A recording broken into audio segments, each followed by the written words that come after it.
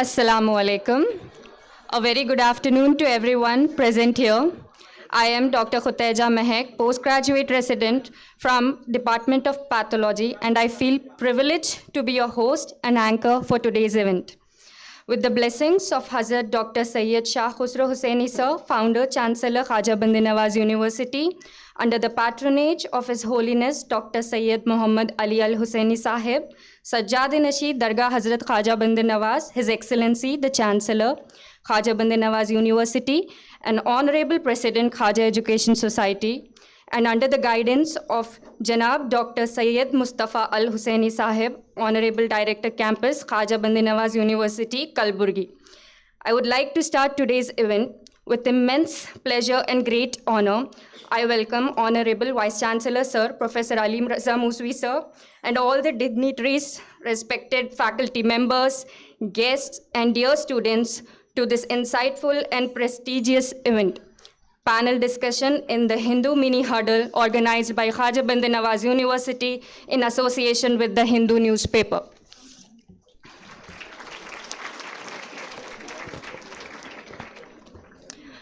Before we begin, I would like to express our heartfelt gratitude to the respected management of Khaja Bandanawaz University for bringing this remarkable opportunity to our university and creating a platform where students can participate, exchange ideas, and become part of nationally recognized discussion. Today's event is held under the blessings of our respected leadership and reflects our university's commitment towards meaningful student engagement and intellectual growth. Technology has connected us more than ever before, yet distractions have also become a constant companion. The topic for today's discussion is the age of distraction and doom scrolling, its impact on student behavior and mental health. This discussion aims to explore how digital habits shape emotions, attention, relationships, and student life. To begin this auspicious gathering on a spiritual and serene note, I request everyone present to kindly settle down and join us in the listening to the recitation of the Holy Khirat.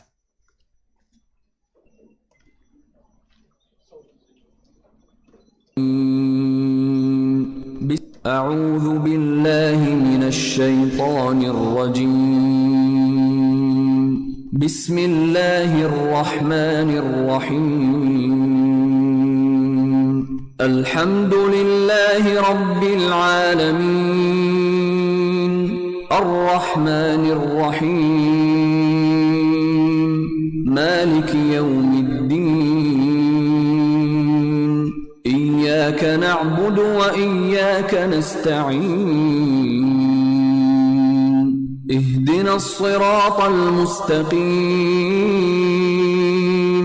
صراط الذين أنعمت عليهم غير المغضوب عليهم ولا الضالين.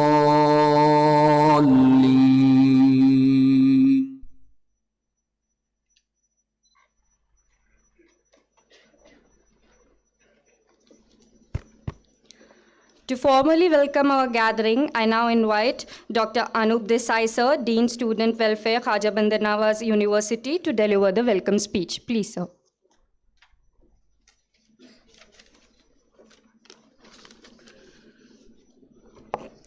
Good morning to all of you present here on this important day. Good morning to all the esteemed dignitaries on and off the dais. With the blessings of Dr. Sayyid Shah Khusro Hussaini Sahib, our past president, and His Holiness Dr. Janab Sayyid Muhammad Al Hussaini Sir, Sajjada Nashin Dargah Hazrat Khaja Bandanawaz, His Excellency, Chancellor Khaja Bandanawaz University, the President Khaja Education Society, Chairman Waqf Board, Government of Karnataka, and wishes from Dr. Sayyid Mustafa Al Hussaini Sir, Director Campus, Khaja Bandanawaz University. It gives me immense pleasure to invite our Honorable Vice Chancellor Sir, Professor Ali Raza Muswi Sir. I welcome you, sir. I also welcome Professor Syed Ashfaq Ahmed Sir, Pro Vice Chancellor, Khaja Bandanawaz University. Mr. Mir Vilayat Ali Sir, Registrar, Khaja Bandanawaz University. Dr. Abdul Bashir, Director IQAC, Controller of Examinations, Khaja Bandanawaz University. Dr. Zama Musmi Madam, Dean Academics, Khaja Bandanawaz University. and all the deans of various faculties of Khaja Bandanawaz University. I welcome you all for today's event, that is a panel discussion in the Hindu mini huddle. I take this opportunity to also welcome Mr. Rishikesh Bahadur Desai, Senior Assistant Editor, The Hindu Group, Mr. Vikram Murli, Head of Events Operation, The Hindu Group, Mr. Sagar Chabria, Manager Operations, The Hindu Group.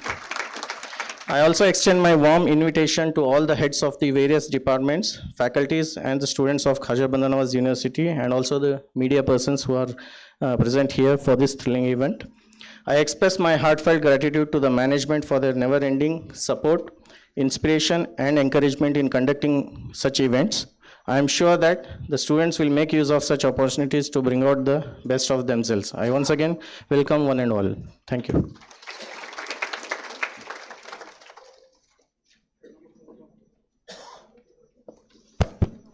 Thank you for those warm and welcoming words, sir. Now I request our esteemed dignitaries to kindly come forward for the watering the plant ceremony, symbolizing growth, nurturing, knowledge, and prosperity. May I request our volunteers to assist.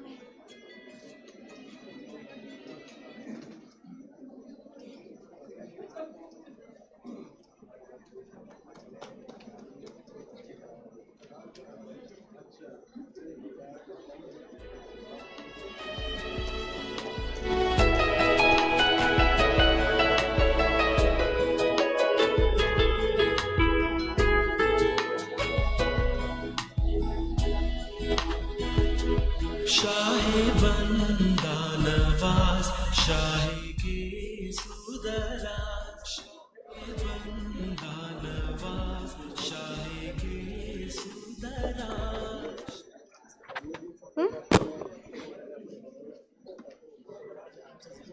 Okay.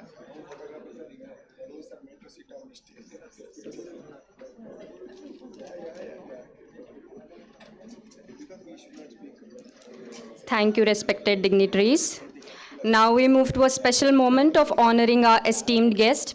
I request Professor Ali Raza Muswi, sir, Honorable Vice Chancellor, KBN University, to felicitate Mr. Rishikesh Bahadur Desai, sir, Senior Assistant Editor, The Hindu Group.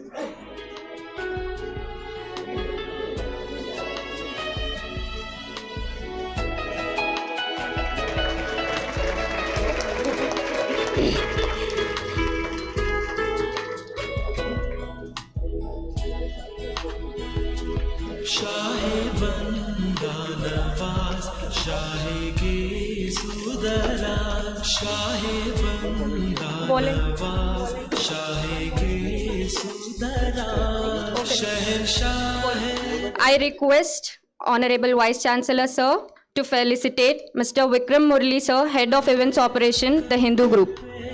लाखों सलाम शाहे बंदानवाज शाहे के सुदराज शाहे बंदानवाज शाहे के सुदराज Thank you, sir. I request Vice Chancellor, sir, to felicitate Mr. Sagar Chabria, Manager Operations, The Hindu Group.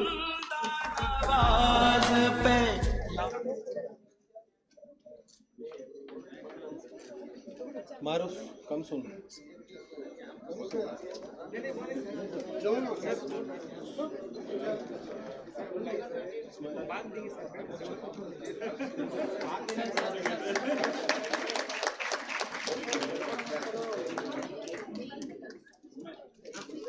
Thank you, sir. I request Professor Syed Ashfaq Ahmed Sir, Honorable Pro Vice Chancellor, to felicitate Professor Ali Raza Muswi Sir, Honorable Vice Chancellor, KBN University.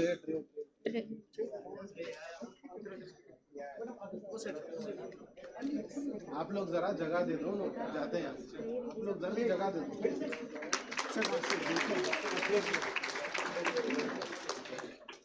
Thank you, sir.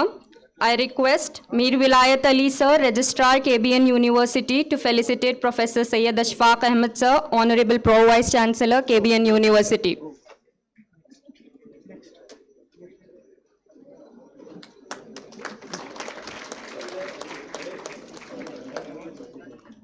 Thank you, sir. I request Dr. Anup Desai Sir, Dean Student Welfare, Khaja Bandanawaz University, to felicitate Mr. Mir Vilayat Ali Sir, Registrar KBN University.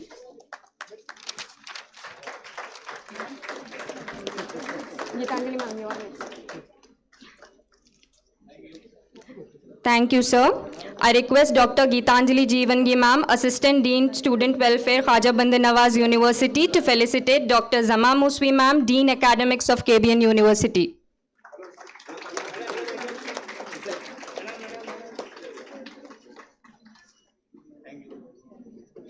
Thank you, ma'am. I request Dr. N.M. Maroof Sir, Assistant Dean Student Welfare, Khaja Bandanawaz University, to felicitate Dr. Abdul Basir Sir, Director IQAC and Controller of Examination, KBN University.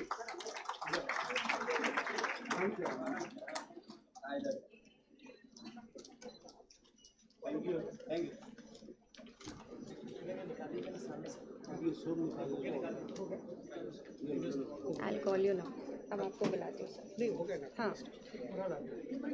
Thank you, dear dignitaries. Now, I would like to invite Dr. N.M. Maroof Sir to introduce the moderator of our event. Thank you. Honorable Vice Chancellor, Honorable Pro Vice Chancellor, Registrar, Director of IQAC, Deans of various faculties, distinguished guests, HODs, staff members, and dear students. Very good afternoon to you all. It is my distinct pleasure to welcome and introduce our esteemed guest, Rishikesh Bahadur Desai, for today's session at the Hindu Huddle organized by Khaja Bandanawaz University, Kalaburagi. He has a postgraduate degree in English Literature and LLB. He is proficient in English, Kannada, Urdu, Dakhni with translation and editing experience. A postgraduate in English literature and a law graduate, Mr. Desai brings not just journalistic rigor, but also deep intellectual insight and literary sensibility to his work. He is widely respected for his balanced, thoughtful, and nuanced coverage of complex issues, and is a much sought-after public speaker. A distinguished voice from the world of journalism, a keen observer of Karnataka's socio-political landscape, and a passionate chronicler of India's syncretic culture, and senior assistant editor at The Hindu based in Belgavi. With over 25 years of rich experience in journalism, Sir has been a trusted chronicler of North Karnataka.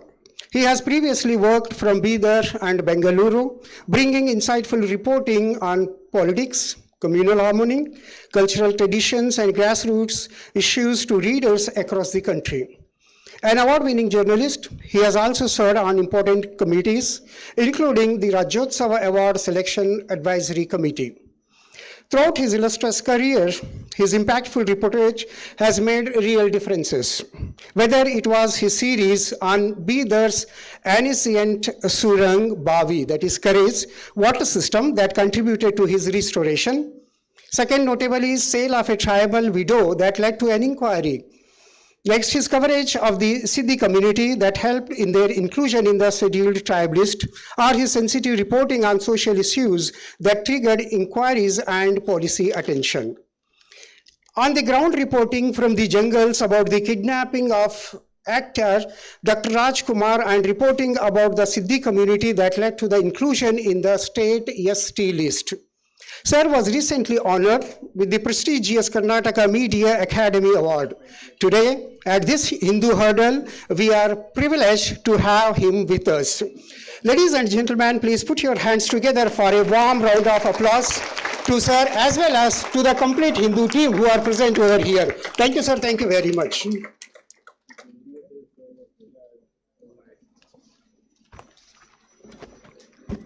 To provide us with insights into this prestigious initiative and its larger vision, I invite Mr. Rishikesh Bahadur Desai, sir. Please, sir. Thank you. Good morning. One of the problems of being introduced is increasing of expectations. I'll start with something that I'm extremely proud of, and I'm sure you will share my joy. In just 2 years, the Hindu will celebrate its 150th year of serving Indian journalism. It was started by 6 people, 4 young law students like you and 2 senior people. Then it was originally a weekly, then it became a daily.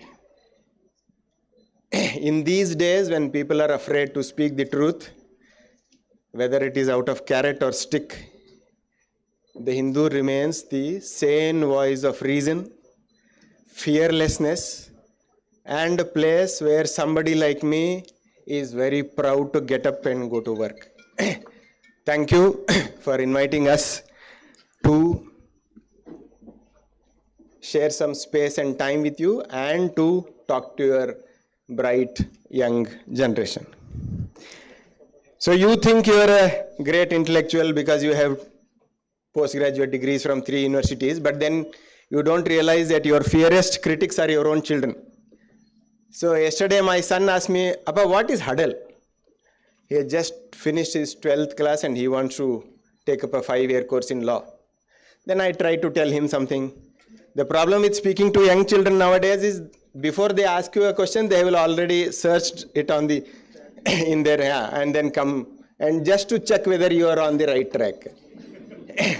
I said, beta, it is sitting nearby and talking, etc. Then no, you have chosen that word because it rhymes with the Hindu.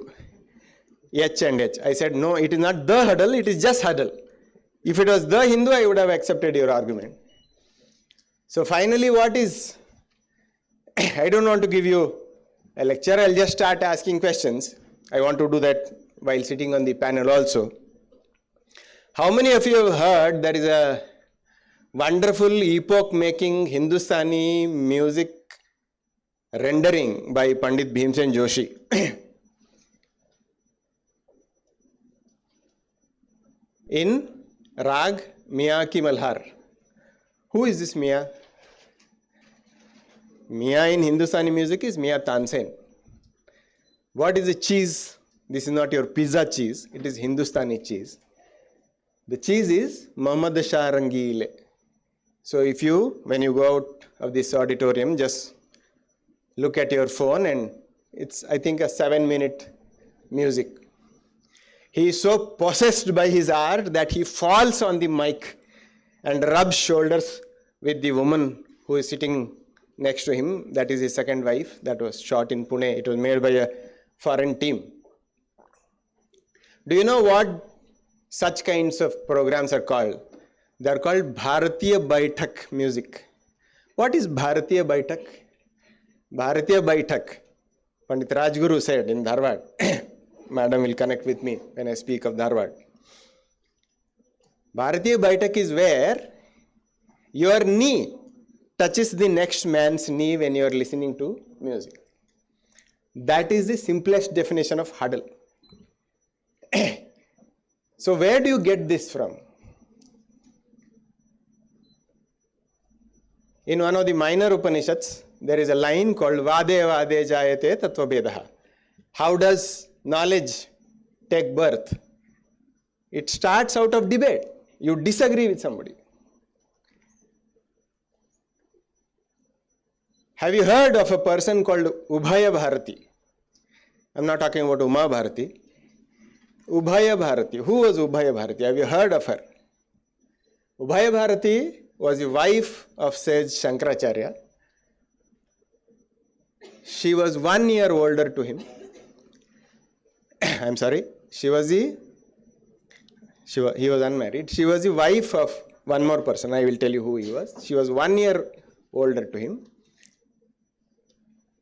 She sat in judgment when two great minds of South India discuss about the interpretation of Indian philosophy.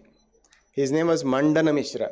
Actually, his name was something else. He was called Mandana Mishra because he used to present his ideas. Presentation in Sanskrit is Mandana. What happens? A 33-year-old man defeated a 70-year-old man in philosophical discourse, and she declared the 30th-year-old man, who was not her husband, a winner, and her husband lost. In any piece of Indian scripture, this is the greatness of this country, not a single negative word has been spoken about Ubhay Bharati or about how a boy in his 33-year-old life can defeat somebody who has seen life, spent his head under the sun for 70 years. That is the power of conversation. Have you heard of the first sermon of the Buddha? Don't think I'm trying to be too philosophical. I'm just trying to tell you the power of conversation.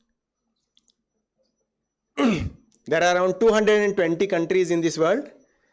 Buddhism is prevalent in at least 100 countries. What is Buddhism finally? It is a set of rules to be understood and to be followed. How can somebody being born in undivided India, influence half the world? When he got enlightenment, he came back. He came to Anathapindika. So Nagarjuna saw him afar and he said, our teacher who had left us has come back and he's lost a lot of weight. They sat around him and he started speaking. That is called the Prathama Chakra, or the first deliberation. What was the number of people sitting there? There were 6 people. When I saw your 6 panelists, I was reminded of Anathapindika. So 6 people who started listening to somebody speak influence half the world. What happened to Aristotle? How did he put forth his ideas? That was mostly oral. There was very little writing. It is all by question and answer. Just 100 kilometers from here, Basav Kalyana, in 1150, 770 people got together only to discuss. That is why it is called Anubhava Mandapa. One of the most misused and abused words in Indian context is parliament. Do you know where that word comes from? Parlement is old French or Greco-Latin. Even today, that word is used in French, I will tell you. Parlement means the process of speaking. That is why when we use a word in Kannada, we call it Matina Mane. A house of legislature is where you are supposed to speak and somebody should object to you or agree with you. Even today when somebody asks you what is your name in French, Kaise que vous? Parlez-vous? What do you call yourself? Parle. Not the biscuit parle. Parle is a French term. So I am only trying to tell you that if anything has built civilization, it is conversation, and fearless conversation. Today we are all living in cages built by social media millionaires who have made more money than you can imagine, just by our tendency to fight online. Has anybody made money by somebody agreeing with somebody? Money has been made only out of disagreeing with somebody. I am only trying to ask you, because you are the future of this country, that never be afraid to put your point, come up with something original, and agree with somebody who thinks similarly, and disagree with somebody who does not. Especially when you are sure that the man may not be doing it out of merit, that the man may be doing it out of either influence or fear of retaliation. So my colleague, he will tell you about the whole idea of Huddle at the national level. We have been doing the national level Huddle in Bangalore, and we are extremely happy to come here and speak to you and learn from your ideas and experiences. I always say, I feel, I worked here for some time in this area, that coming to Gulbarga and Bidar is not physical travel, it is time travel. The bus that leaves Hubli or Belgaum at 10 o'clock at night for a few hundred rupees, it transfers your body and soul into a totally different time where people are kinder. People speak to you politely. Nobody remembers your faults. People are so grateful, and they give you an award even if you work for a salary. That's what Maruf Sahib said, told about me. I was just doing my job, but people are so kind that people think of you as one of them. It's always a pleasure coming to Gulbarga and speaking to you. I only request the panel and the audience to open your mind. If you read Waiting for Visa by Dr. Ambedkar, he said you should always be open-minded and not empty-minded. So be open-minded and kindly tell us if the conversation is going in the right direction or wrong, and if you have something to add, kindly raise your hand. You can always be great influence on the panelists and me. Thank you. We are always very, very happy to spend some time with you.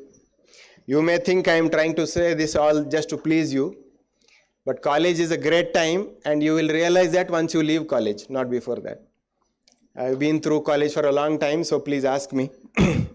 I also made one of the best decisions of my life of going back to college when I was in my late 50s, so I know how it feels like. I'm very extremely happy. Long ago I came here when Khusro Sahib was there. I came with a team of European heritage enthusiasts led by Helen Filon, and we went to the Dargah and some other places. Very happy to see that it has evolved and it progressed and grown, and a lot of students from around the country and the state. I wish you all the very best. Let this country live by what Rabindranath Tagore said.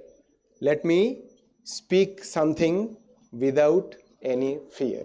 Thank you.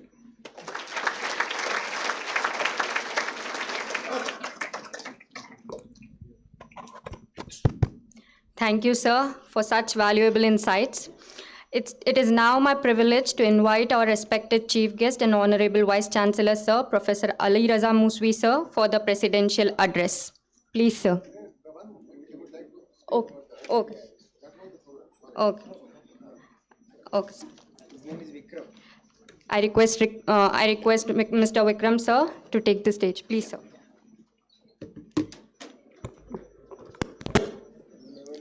Thank you so much, sir, for giving us that wonderful definition of huddle. I'll just quickly run through why we do what we do. In an era dominated by constant notification, endless scrolling, and shrinking attention span, meaningful conversations have never been more important. Recognizing the need to create spaces for dialogue, debate, and critical thinking among the youth, the Hindu is bringing its flagship youth engagement program, the Hindu Huddle on campus today to this wonderful university. This is as a precursor to the main Huddle event, which is happening in Bangalore on June 5 and 6. The Hindu Huddle on Campus series is designed to engage young minds through powerful discussions on issues shaping society, education, politics, technology, and mental health. So today you will see a wonderful panel discussion that is happening through your students. Sir will be moderating it. And one student who is performing exceptionally well in that panel discussion will actually get an opportunity to come to the main huddle and be a part of a panel discussion which is being curated through other students from other parts of Karnataka as well. So it's a big opportunity for that particular student. So you will be rubbing shoulders with the likes of the Chief Minister of Jammu and Kashmir, who is also be coming to Huddle, We'll have Revanth Reddy sir, who's the Chief Minister of Karnataka, who will be part of Telangana. So Telangana will be part of the Huddle. So we'll also have Manoj Bajpayee, the actor, who, if you have seen Family Man, you'll know he's also going to come to Huddle. So I wish you all the very best for this panel discussion today. Thank you.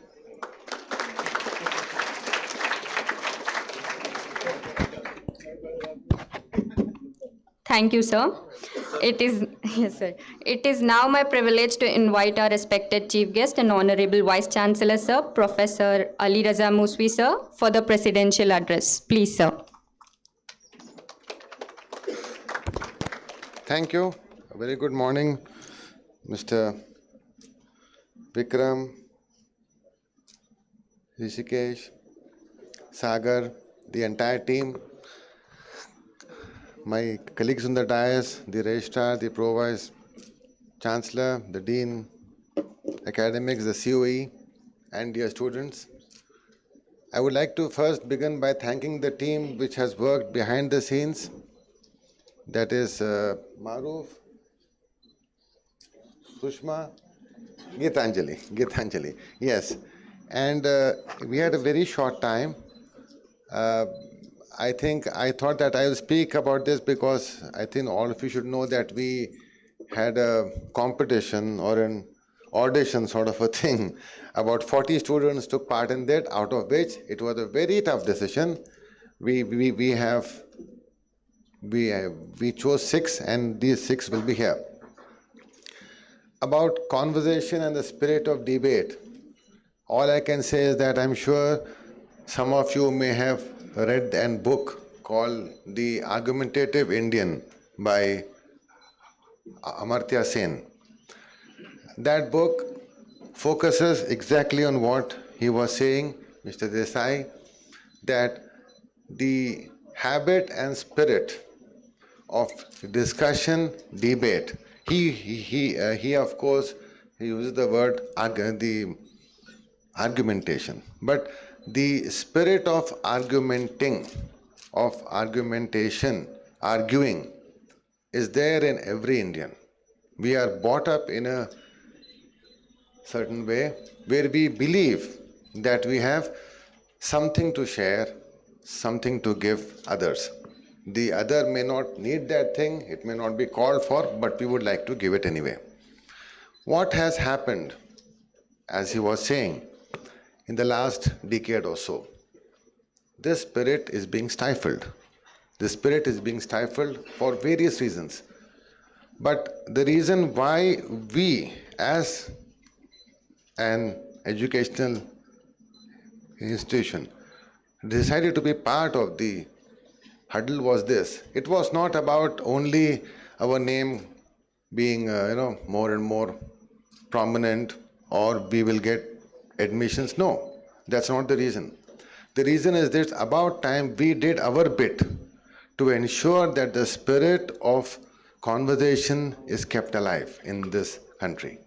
It is very important that, as he said, people who do not agree with each other should at least speak with each other. I'm not asking you to, like I always say whenever we meet, you don't have to agree with me. If you don't agree with me, then tell me what else can be done. The day we stop this, that is the day we become poor. So let this be the initiation of the spirit of argumentation, of debate, which all of us have it inherently in us. It is part of our heritage, our history, our culture. We are a race of beings who, as he said, we grew mainly by debate and oral history. We grew and thrived on the concept that we are constantly speaking with each other. It makes us very talkative, perhaps, but at the same time, it is one of the defining strands of our history, our culture, and our identity as Indians. That is, we converse with each other all the time. We talk to each other. And if that spirit dies, then part of India will also die with it. That should not be allowed to happen. It is with these thoughts that I would like all of you, because you have not come here to hear me. You are here to hear for the main event. So I would not like to stand for that for any longer. I wish all of you the very best. And as I said, please argue openly. Whatever your thoughts are, I know many of your teachers are here, professors are here. If you want, we'll ask them to leave so that you can be more open. If you want, I'll also go away. But there is no right or wrong answers or right or wrong ideas which will happen in this room today. Thank you.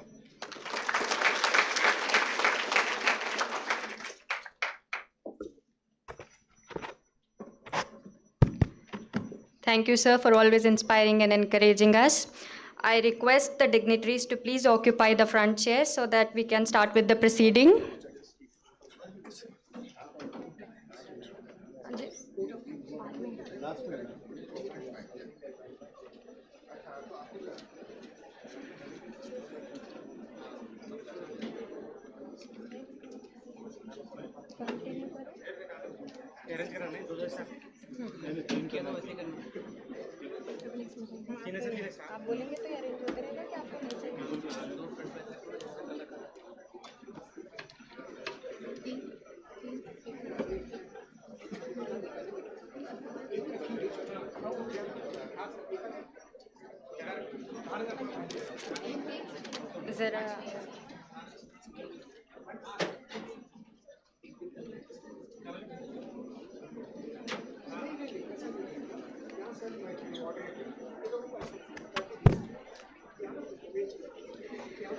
We now move on to the next segment. I invite Dr. Geetanjali Jeevangi ma'am, Assistant Dean, Student Welfare, Khaja Bandanawaz University, to kindly brief the audience regarding the selection process and invite the panelists and moderator to take their places. Please, ma'am.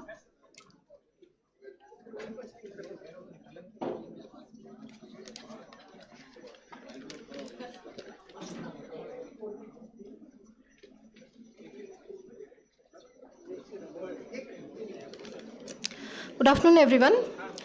Before we commence with today's panel discussion, I would like to briefly share the journey that brought our panelists to the stage. In response to this remarkable opportunity, 27 enthusiastic and talented students across all the faculties of KBN University stepped forward to participate, each bringing unique perspectives, confident and thought-provoking ideas.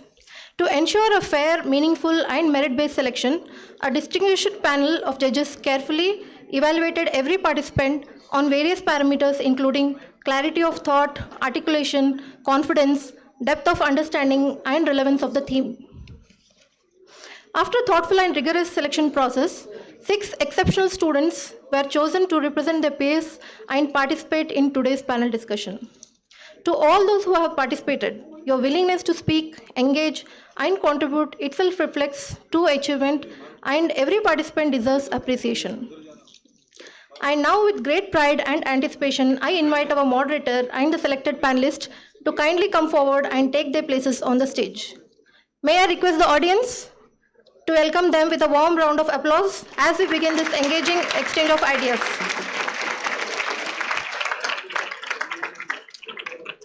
Maktedar Abu Bakr, Rahman Mujahid, kindly come to the stage. Amira Mariam, Anirudh Kulkarni, Firdaus Sabah, and Dr. Premika Vallabaneni. And I request moderator, Mr. Rishikesh Bahadur Desai, Senior Assistant Editor, to come on the stage. Over to you, sir. Thank you.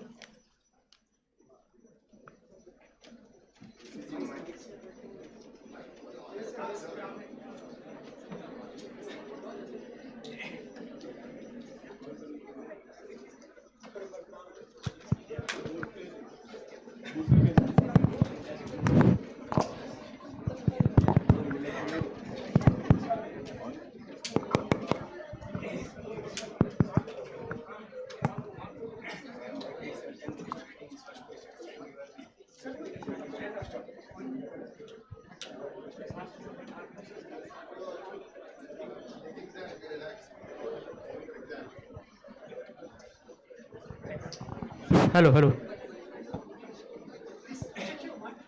morning, everybody. Can you hear me?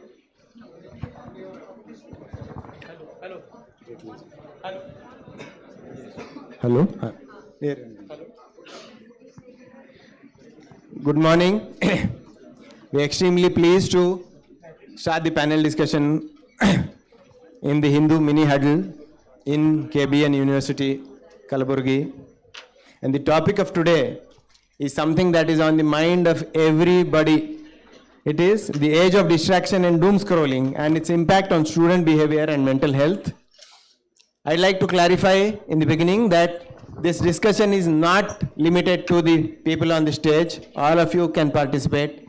If you have anything to add, kindly raise your hand and we'll try to take your input, number one. Number two, let us try and see that this discussion is cheerful.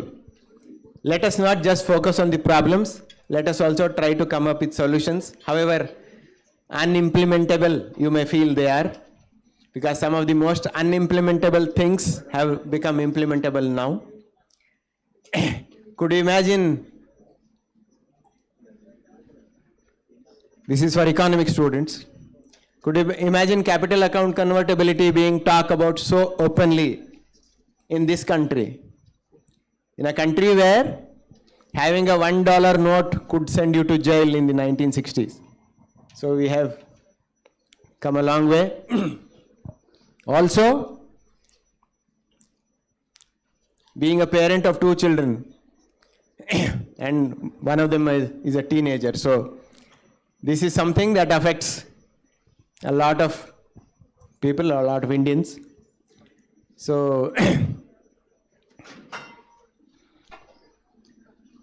I'll ask the panelists to first try to find out what they have in their mind on the subject and then try to seek responses from others and see if we can come up with either an agreement or a disagreement. Let's start with Ms. Firdaus.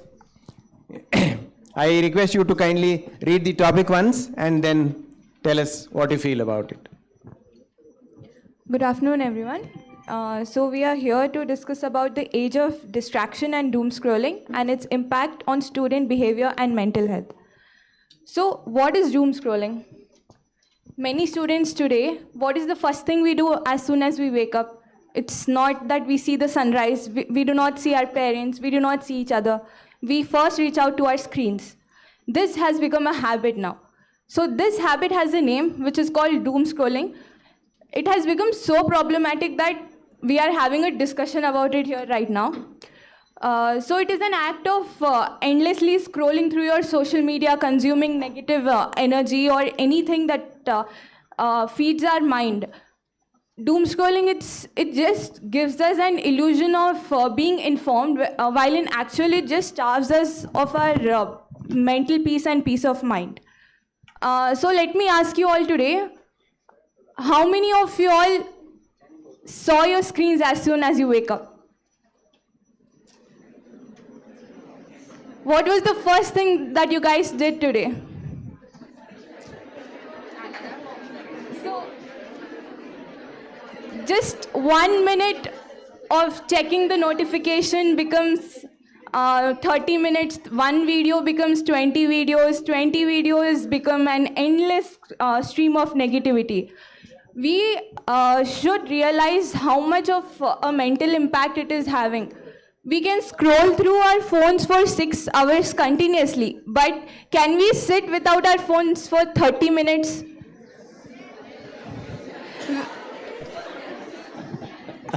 Not in exams, not in classes.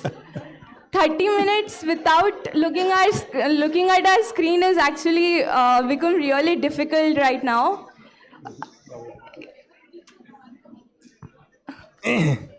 Do you need a screen here so that you can concentrate? So kindly listen to her. Yeah. Now I have, because she has raised this very important question. I am in a profession where I get paid to raise questions. So let us start with disagreeing with her. Do you think we can come up with something called scrolling? This is all doom scrolling, which is negative essentially. Can we have something positive called boon scrolling? Do you think social media is positive also? Does it help you also? This is stronger than her answer. So does any of the panelists agree with me when I say that it can be positive also? Yes, sir, I do agree with you. Yeah.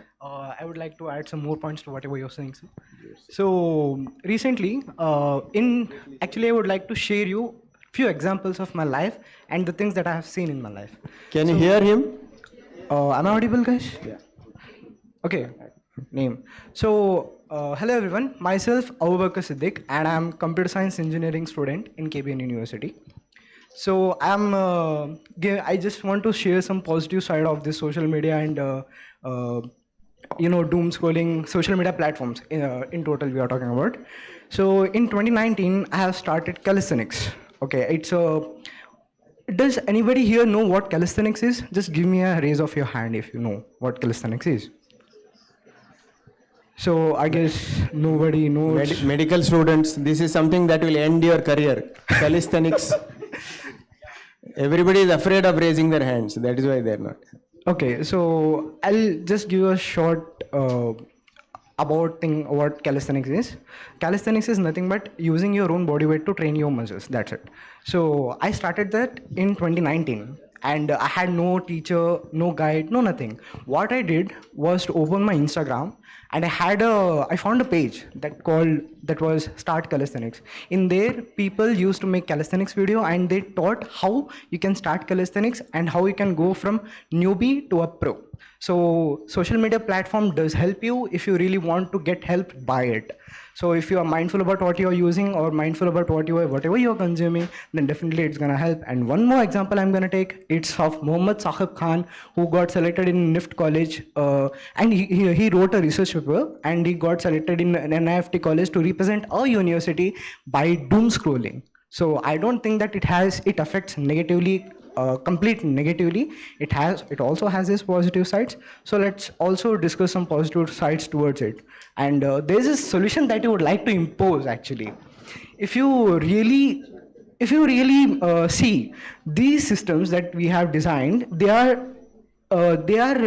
designed in such a way that they will gain your attention. But if you manipulate your For You page, you guys know what a For You page is, right? In Instagram, I guess everyone knows what that is. If you manipulate in such a way that it helps you, improves you to become the best version of yourself, then I guess definitely it's gonna affect you positively. That's it. Thank you. Let us start with a word that he used, I think, very mindfully. He's asking us to be mindful. Now my question to you, all of you, is have you forgotten to be mindful only after technology, or have you always has the human race always been like this? Has there been distraction before technology, or has distraction come only after technology? Does any panel member agree with me? Can I answer, sir? Yeah, please introduce yourself. And My name is Dr. Premika. I'm a second year postgraduate in pathology. Sir, I agree with you. Distraction has been part of human life since forever. Only the medium or mode of distraction has differed. Okay, for generations to generation, the mode of distraction has changed. That's all. Now our topic is age of distraction and doom scrolling. It doesn't say that doom scrolling is the main topic.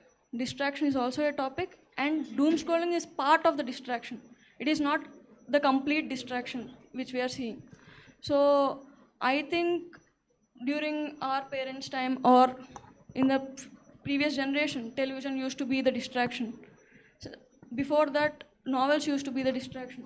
The mode of distraction has changed. And as he said, we should be mindful. It is not like the students nowadays are not using their full mind or they're being mindless.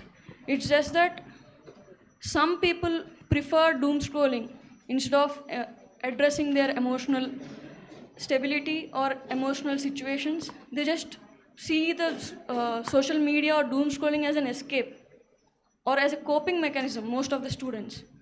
I think other than social media, there are multiple distractions for them from their own personal lives. It's not that doom scrolling is the only distraction we see in this age. Sir, I'd like to. Yeah. Thank you. Hello everyone, I am Abdurrahman Mujahid. I'm a second year medical student. So I would like to agree with the term bloom scrolling, but bloom scrolling, it is not same as doom scrolling. Bloom scrolling takes efforts because you need to follow specific pages, you need to save specific videos, you need to like specific videos, you need to comment on them. So you need to engage with those content that you want to see and you want to learn. But doom scrolling is nothing related to it, nothing close to it. Doom scrolling It's all led by algorithm. It's all led by algorithm. And yes, I would like to agree with that thing you said, that we should project a Subway Surfer gameplay here so that our attentions don't go off. So I would like to say that the neuroscience behind doom scrolling and doom scrolling is different. So there is the term dopamine. It's everywhere these days. But the problem isn't just one neurochemical. Dopamine is not the rewarding hormone. It doesn't come after you get the reward. It is a hormone that wants you to go towards the reward. So a study done by Wolfram Skulls, he is a neuroscientist in the University of Cambridge. So he did his study on monkeys. So what he did was, a monkey was sat at a chair and a torch was flashed in front of him. And after the torch, he got juice in his mouth. He was delivered juice in his mouth. So initially, when he studied the dopamine spikes, initially the dopamine was spiking when the monkey got the juice. But later what happened was, the monkey was getting dopamine spikes even when the torch was put. So we got to know that it is not the hormone that comes after reward, it what keep you wanting to it. So, and also I would like to continue with Premika ma'am's topic that every generation had its distraction. Distraction is the complete antonym of focus. But I would like to say that every generation has its distraction, and the distractions were novel, television, radio. But all of these distractions had an end point. There was some point where they end, and I would like to say that there was so much bonding in them. A television, you don't watch alone probably, you watch with the whole family. There is a family time involved in it. A novel or a storybook is what a parent reads their child to sleep. So that is if that is a distraction, I guess everyone should be taking that distraction, or else you'd be called a robot. Sir, may I add with your permission? Thank you. I completely agree with what myself Anirudh, and I am a final year MBBS student. I will completely agree with what my friend has said. Distractions were in every age. As I still remember, when I and my brother fight for a television remote, my parents used to say we had only one television and we used to go to their home who had television, and we all used to sit together and study. So though they have said it as a distraction, it is not a distraction, but there was an end. As he has said, there was an end to distraction. But what is happening in the doom scrolling, as my friend has already described what doom scrolling is, when we go on scrolling, the algorithms are designed in such a way that you are perceived to scroll them, because each and every social media company has their own psychologists, have their own algorithmic designs which will tend you to start scrolling, as there is something called as FOMO, fear of missing out. Each and every student tries to scroll something that he doesn't miss with his peer. As age of distraction, which is of mine age, I believe that I am at the age of distraction. So there are nowadays in social media, everyone is engaging in social media, right from a child till the 80 years of age.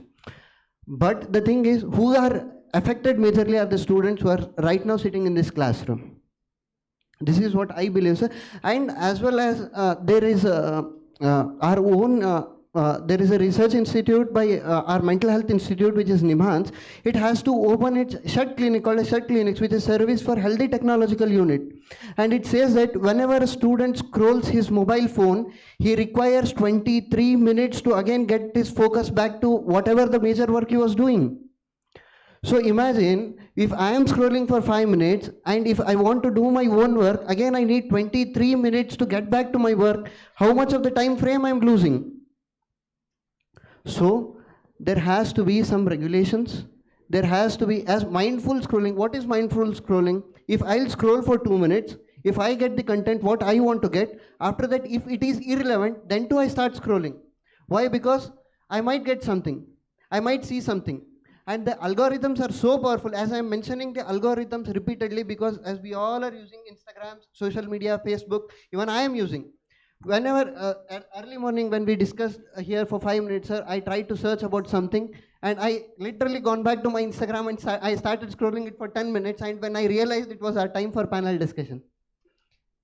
So this is what it is happening. Thank you, thank you. Did any of you get his point, or you want to go back to your screen so that you can understand his point? If I may add something. Please introduce yourself. Good afternoon. I am Amira Mariam, final year MBBS student. I completely agree with everything that he has said, but he has presented us the problems we are facing while using social media. In today's generation, in today's world, social media is a double-edged sword. It has its perks, it has its negative aspects. And with the technology changing and growing rapidly, it is very necessary for us as the youth of this generation to spontaneously adapt to the situation that we are given. Even as we see, if you talk about evolution, it is all about adapting to your surroundings. And there is no denying that social media has negative aspects. It causes, the algorithm is very powerful. It is a multi-billion-dollar company that has invested in this algorithm. So your willpower in front of it is pretty much very vulnerable. So it is pretty difficult for you to have that kind of willpower to bend to it. So in order to, what my solution would be is to create, if what we are talking about is the bad part of social media, it's not that we can go back to the pre-social media era. This is not the solution. We cannot ban or shield ourselves from social media. The point is to adapt to it, learn digital literacy. That is an important solution here, which can help us cope with it. Thank you, thank you. I agree with all of you. I agree with you generally that social media is nothing but an addiction, that it has existed even before technology, and that it can be rectified or cured. However, I don't agree with you when you say that the earlier addictions had a limit. You are all good people, you respect your parents, that is why you are saying this. No addiction has ever had any limit. It was individual limit. One of the most famous chapters in the Mahabharata, where the honorable family loses everything, including the queen. That set of gambling went on for 28 days. So can you imagine a gambler who sits and gambles for 28 days? 28 may be a figurative number because 28 appears several times in the original Mahabharata. But then, this is my point. Secondly, it's very difficult to argue with a panel of medical students about something like dopamine. But then, do you really think that it is a psychological problem, or do you think it is an induced problem by the society? I want all of you to answer one by one. Can I answer, sir? Yeah, you can start. Sir, it is starting to be a psychological problem, but it is introduced by our society. Okay. You don't want to disagree with me on both the points. It's not like that. Yeah. I disagree in some parts, Yeah. but both are On there. these points, yeah. Both elements are present in the doom It was scrolling introduced addiction or by distraction. the It was social- introduced by us because of our advances in technology, and it has become psychological because we are getting addicted to it and we are not keeping a limit to it. So it depends on, it is for the both effects are there, and I think most of the students here know about doom scrolling, but they don't know what doom scrolling is doing to them. They don't have that literacy of what it is doing to them. if we know the association, but we don't know the causation till now. Many studies have happened, but causation is not there. So we can't determine that it is only an individual's fault that they can't stop scrolling. We can't blame the platforms because they have to generate their earnings. They want their own algorithms to work properly. And I think the root cause of doom scrolling, as you said, boon scrolling we can term, but it is very difficult because doom scrolling attacks the most primitive psychology of humans, because human psychology always first gets attracted to negativity. It doesn't take positivity first. We can say about major media also that they first keep negative news properly, right? Because it generates extra clicks, it generates extra things. By saying such things, you want us to reconsider No, sir. I'm not saying about your media or anything, but news channels, take anything for example, because when you say something sensational, something negative which grabs the attention, you'll get more clicks, you'll get more views, and people come back for the news again. So the next day you can continue the news and people are going to come back. Do you think it is an individual problem or it is the problem of the mass psyche? It is the problem of mass psyche, sir. It is in human psychology that we first point out the errors of others. We first see the errors of others. So, Dr. Firdaus, you think that those who can beat this influence of the mass psyche can come out of this addiction? Or have you seen people who have done it successfully? Sir, I think in the future, the most successful people will not be the ones with more information, but it will be the ones who have, the strength to overcome these kind of distractions. As I would like to add one point that distractions also were there earlier, but then the distractions that are there now, they are personalized, they are portable, they are algorithm driven. Monetizable. Yes. So I feel it is up to the billion-dollar companies who are, creating such algorithms. So we have to put it on them. We cannot blame the students. Now to ask all of you, this is a question put in front of us by some people. Do you think the answer lies within us or do you think the answer lies outside us? I say that answer lies within us, because as a computer science engineering student, I have been trained to develop things that's developing today's technology like websites, applications, and web apps. So when these social media platforms were developed, they were developed by pointing out the positive perspective and the positive effects that it's gonna give to the society that we live in today. So when they were developed, they didn't know that it's gonna affect this badly. This happened because of the influencer who developed content which was negative. So I say this distraction, the psychological effect, and everything that is happening negatively in these social media platforms is on us.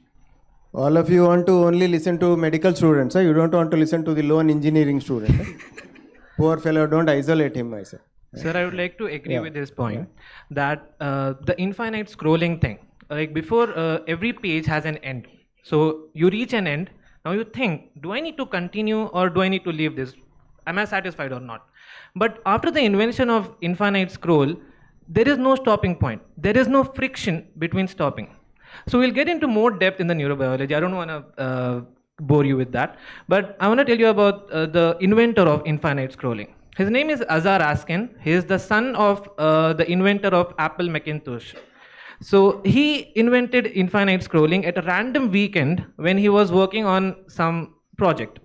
So he randomly invented infinite scrolling, and very fast, every social media platform took that. And after several years, he realized what he has done. He came up, he publicly apologized for what he did, and he pointed out that few social media companies, workers, are dictating how billions of people spend their attention. So he later realized what he created. माँ मेरे शक्तियों का गलत इस्तेमाल हो रहा है. He got to know that later. Now you have made me wonder whether you are an engineering student or a medicine student. You are a medicine student interested in engineering. So does any of you believe in inner engineering? Do you think we can change ourselves? Like last Anirudh. Do you think all this great influence is from outside? Do you think it is within human nature to save himself, protect himself or herself? Or do you think everybody succumbs? Sir, actually, for your question, I would like, there are two things. Inner engineering, yes, we can do, and we have lots of examples in our Indian history itself that we can cope up with these things. There is nothing such that the human cannot cope up. Yes, addictions are there, we can come up of that. But the other thing is the external sources are becoming so powerful, sir. As I have earlier said, the fear of missing out. Now, if I am doing something and I am interested in my friend, what he or she is doing, I should get the information more than him or her. This is a competitive world, so I would be keen in doing much more than the others. Not others, at least for my friends. So for this, the inner engineering only doesn't help. We have to work in such a way that the external sources which are influencing us, those sources should be filtered. For example, if I am receiving something from the social media and I know that this should not be much effectful to me, I'll stop it. But if the same content comes in a much more refined way, where even my mind couldn't handle it, and the thing is, sir, we cannot compare our mindfulness or my willpower with the people who are sitting in the Silicon Valley and preparing those things. They are our colleagues. We are into the medical field, they are into the engineering field. It is their job to prepare those things. As the world is going towards the technology, technology should not control my mind. I should control it. I agree for that. But the external source which affects me, it should also be controlled in the same way. Thank you. Sir, what does Dr. Amira feel about it? Sir, Anirudh mentioned that the way technology is very addictive and personalized. It is agreeable. It is true that it is very, the algorithm is a very powerful thing. It engages your mind in a way that you are not able to get out of it. But here we can come to a discussion difference between active engagement and passive engagement. Active engagement is when you yourself look up through social media for searching something or finding something. Because to be honest, social media has abundance of information. In short spans, it saves you a lot of time to go in depths of research. And it helps you connect the dots in a quicker way, in a more efficient way, in a faster way. And what Anirudh has told us is that it is more of a passive engagement. When you are, you could compare yourself to zombies, the way you stare at your screen, unable to move, unable to do anything. Here, I feel like we are making this claim on the assumption that students or anybody using social media are completely helpless. It's not that we are completely helpless. You can control yourself. You can switch. It's about prioritization ultimately. If you really have an exam tomorrow and if you're really stressed, you use social media as a distraction. Here, distraction is helpful because it is relieving your stress. But then you know that you have an exam tomorrow and that stress is more. So it pushes you to get back to studying. So that's what I would like. Thank you. But what you're saying applies not only to social media but also to other addictions. It's just like to Sir, can I just add one point? Yeah, you add. I think the approach should not be only to the individual limit. I think it should be multidisciplinary. I mean, individual level we have to act, institutional levels we have to act, and also platform levels. Individually, we should know when to stop. We should engage in outside activities. We should improve ourselves. And institutionally, we should give digital literacy, awareness programs and everything we have to do. And then we have to approach the platforms to decrease this algorithm which is going into negativity. I think multidisciplinary approach should be done. It's not only limited to individual. By saying this, you are giving not only an idea to the Honorable Vice Chancellor, but also to the Government of India. That takes us to the bigger question of whether the state should play a role which is more than it is doing today. So do you think you want to say something, or you want to respond to? I want to say something on that answer. Yeah, then. So, okay. So, as you said, what the state could do or what the government could do. So, the government of Australia tried to ban social media for under 16 years of age. But what the teenagers did was they simply bypassed that by using VPN. So, the solution isn't the government, isn't in the hand of government. Because before going to the solutions, I would like to impose on the reason why we doom scroll. So I would like to make an analogy between why you eat food. So when you are hungry for a long time and you eat food, so dopamine is released till you reach the food. When you eat food, you get endorphin. That is the rewarding hormone. But at the end, you get serotonin. That is the that is the hormone of I'm finished, I'm full. So, but that's the reason why we do most of the things. So you are suggesting government should distribute serotonin? No, I'm saying that serotonin cannot be get from doom scrolling. You only get dopamine because you think you are reaching to the reward, but you are not. You are getting micro endorphin, micro rewards. Because look, if you scroll for 3-4 hours, you're at your 50th video, you cannot get a rewarding hormone. Leave alone serotonin. Serotonin is the end. It is the satiety hormone that says I am full, but it doesn't release while you doom scroll. So you don't want to stop. And the thing is, even the rewards that are not full, even you get micro rewards with some videos that you like, some you don't, and you are in the you are trying to find the reward. So what I'm saying is that the problem is in the neuroscience of these platforms. Look, there was a study done by B.F. Skinner. He is a psychologist at the Harvard University. So he did an experiment with rats. So he made a Skinner box. He named the box Skinner box, and the box contained a liver and a food delivering mechanism. When he made 3 types of it, so the first box was fixed ratio. Whenever the rat pressed the liver, he gets the food. Second one was fixed interval.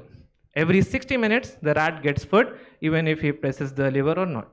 The third one was interesting. It is the variable reward. When the rat presses the liver, sometimes food comes, sometimes doesn't. There is no way the rat can predict when he gets the food. The rat obsessively presses the liver. He didn't even stop to rest, and there was a phenomenon seen that when he stopped giving the food, the last one to leave the liver was the variable ratio rat. So you are constantly chasing that reward, and I think it is a neurobiological problem, and just banning it won't solve it. Before organizing the program, we should have made sure at least half the students were from humanities. So now, yeah. I would like to add few more points related to him. As you said, it's completely about neuroscience, and you can't do anything. If you even if you abolish it, it won't gonna go away just right away. So what, as far as I have seen, Indians have promoted the influencers who affect negatively to our society. So when it comes to distraction, it also includes the influencers who are influencing us, who are influencing the youth of today.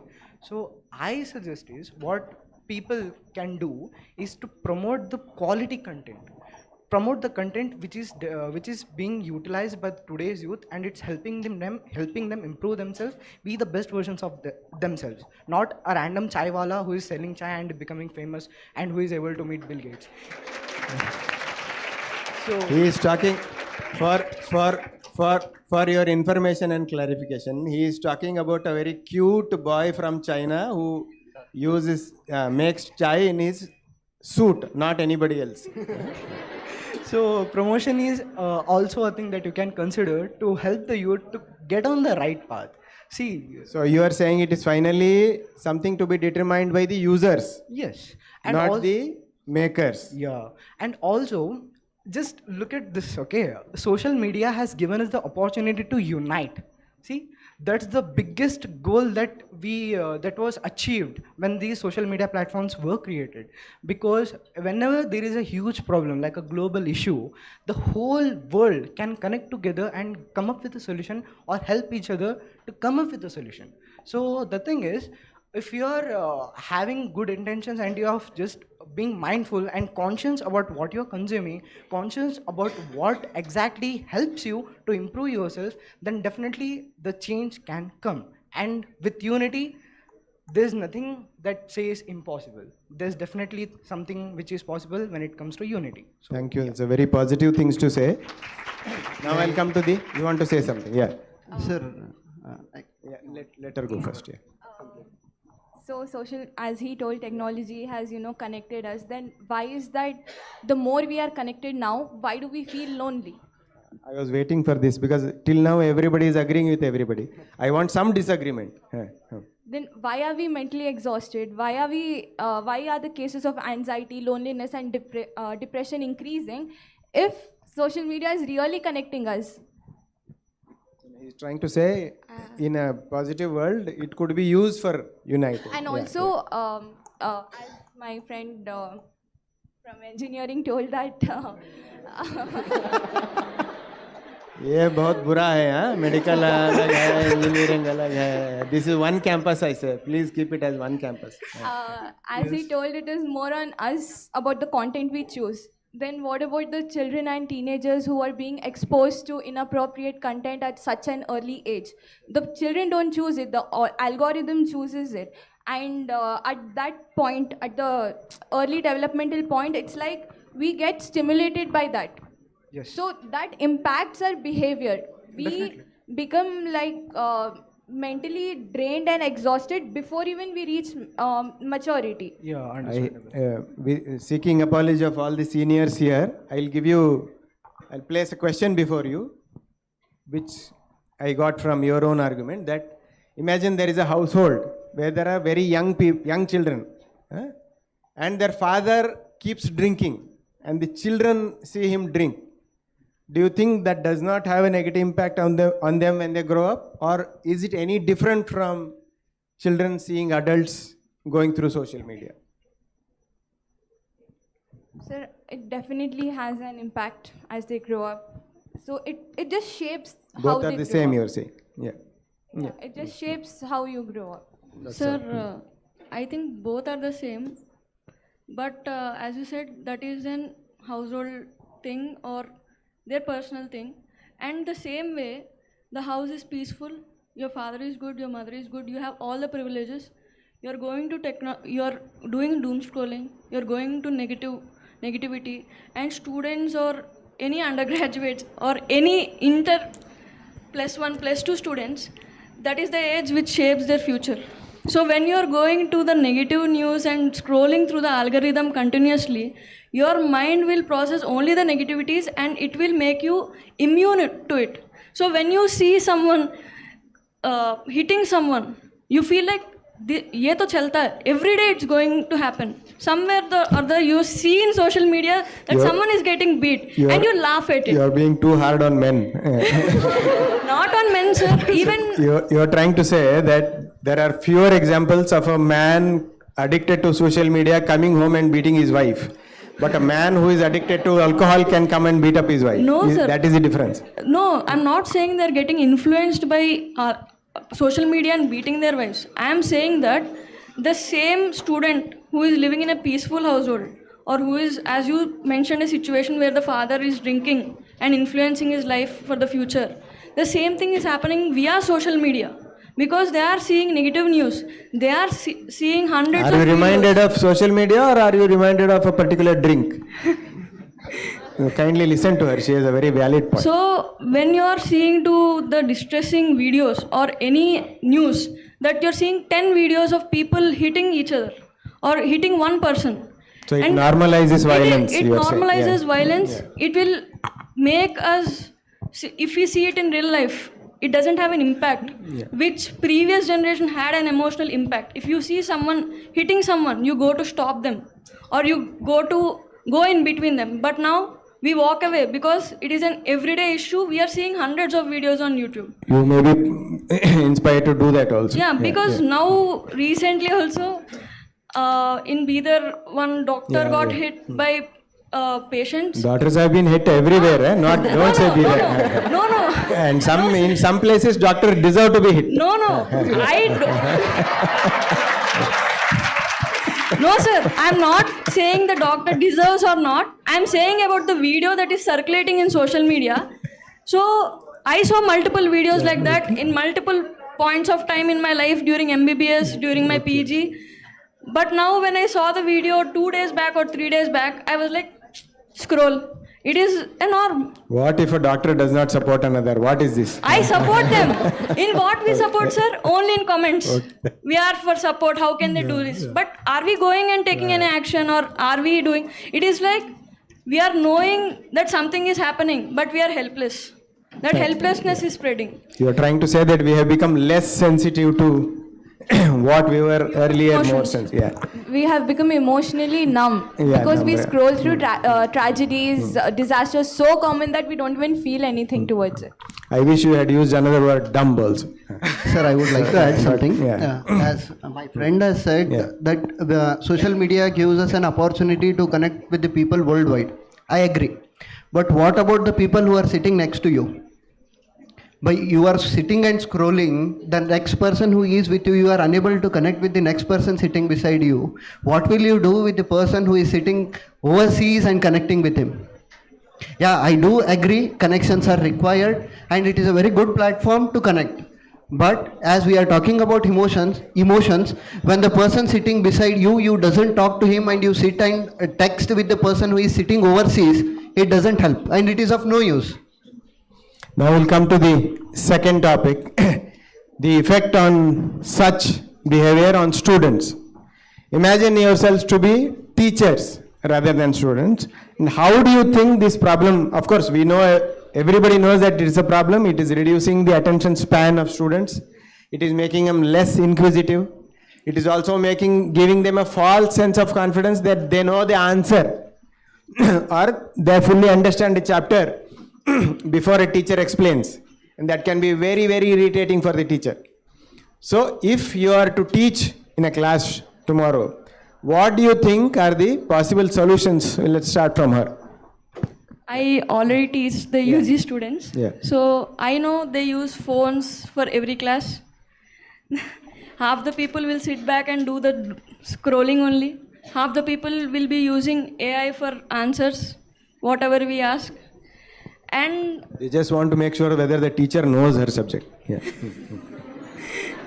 Yeah, that's also the point. They want to know if I'm teaching correctly or not.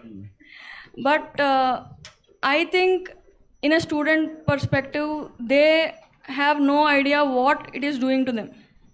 They know that they're doing the scrolling, but for them it is just an engagement or just a distraction to not listen to class or to be cool with their peers. Everyone is doing, why can't I do it?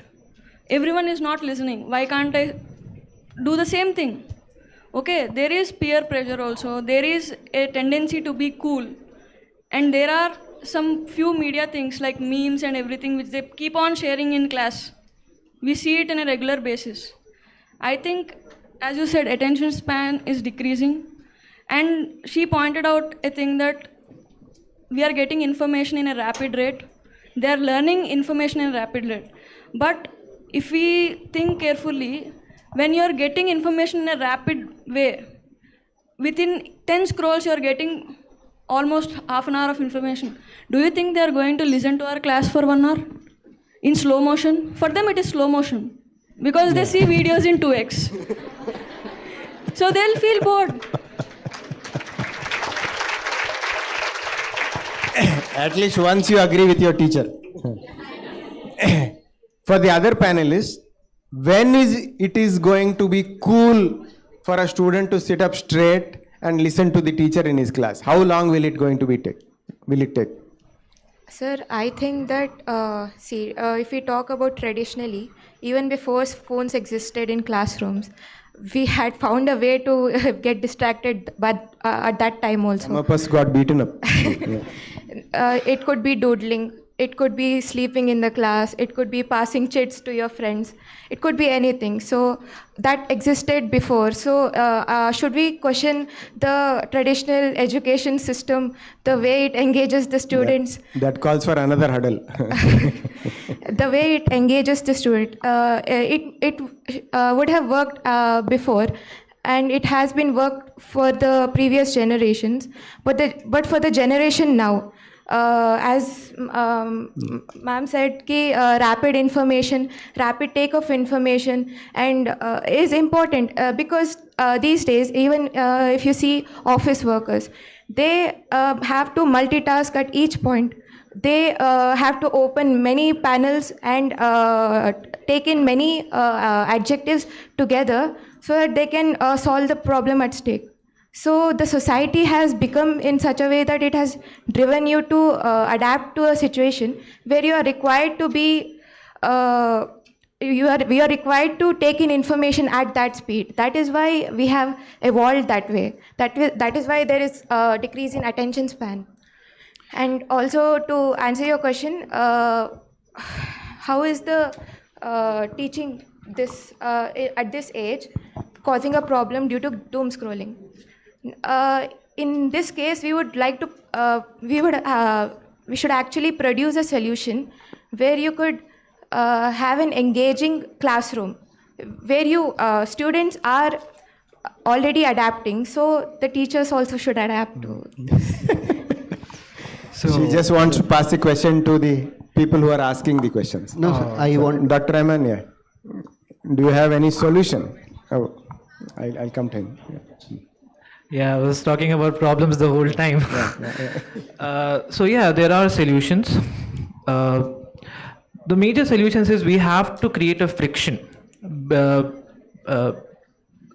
before we open the apps.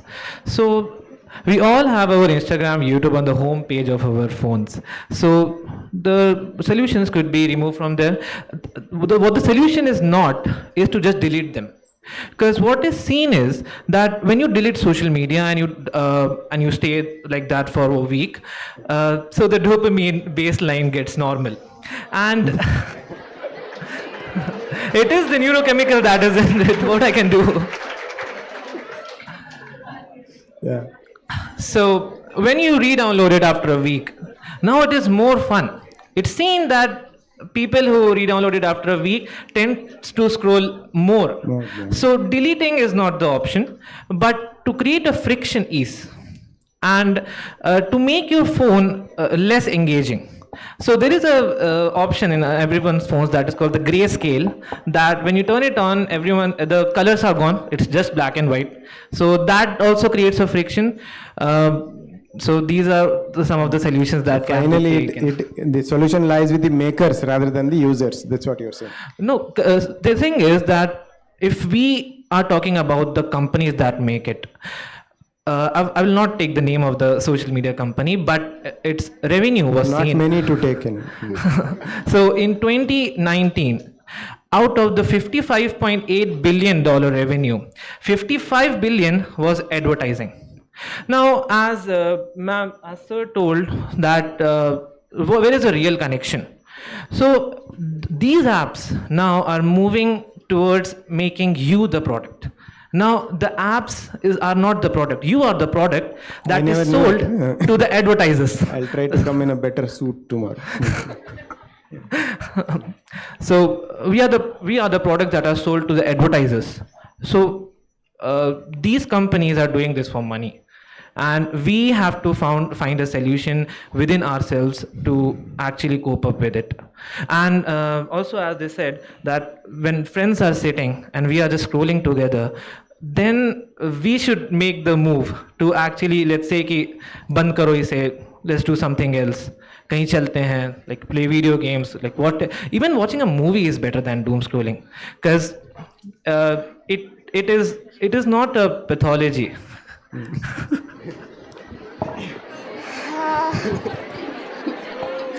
When you when you speak of all these saukars, rich people doing this, you sound like Dilip Kumar from the black and white movies. So where is the solution? I would like to ask engineers. Finally, everybody is pointing to you. So guys, keeping everything that you have said in consideration, I would like to propose a solution though. So teaching. What if I was a teacher and I had to teach a class? What I'm gonna do? So respectfully keeping every word that you have said in consideration, I would like to propose my own solution here. So if I were a teacher, and I had to go teach to a class tomorrow, what I would do is I would ask myself this question: whatever I'm gonna teach, am I good at it? Am I responsible enough, or am I that good enough on that particular subject? And how can I develop interest in students to learn? See, I will give you an example. If I were a teacher who wants to teach about, let's say we can say about app development, web app development. As an engineer student, I would like to say, if I want to teach a class on how to develop a front-end web page, what I'll do is, of course, I know that everyone is busy with their phones, everyone is distracted, everyone is somewhere else, not inside the class. What I'll do is, first I will generate the interest in the student's mind that listening to this class, learning whatever I'm gonna teach is definitely gonna benefit you and more. It's very interesting. Otherwise, they will have the fear of missing out in the classroom. Exactly, FOMO. So here's the thing. I'm gonna develop the interest. As a teacher, it's your responsibility to develop interest in student about your subject.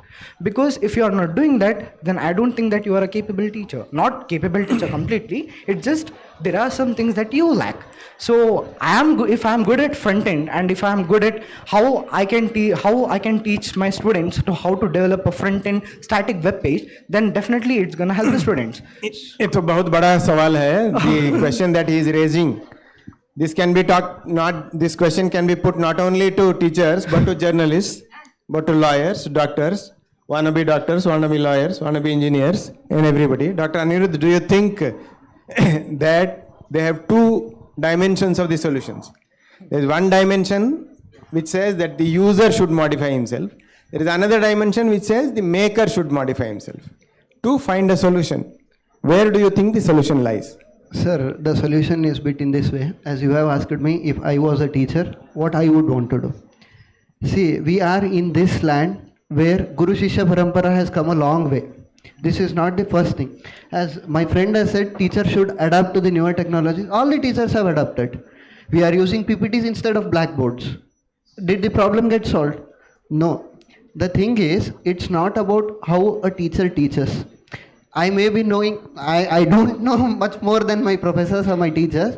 The only thing is, if I get something to know from the social media or somewhere else from the internet, first thing for me is I need to refine it whether it is right or wrong. As a student, it is my duty to know what the other person has said sitting somewhere else, whether it is right or wrong.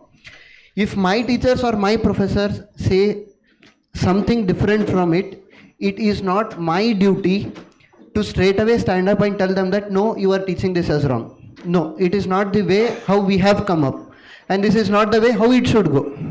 My teachers are more capable than me. My professors know what they are teaching because they are masters of their subject from past 30 to 50 years.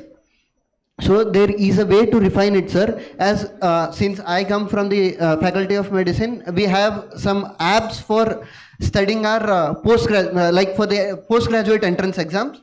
And all of the students who are sitting over here, my friends and my juniors, will agree that they all use those platforms. The thing is that how do we refine it?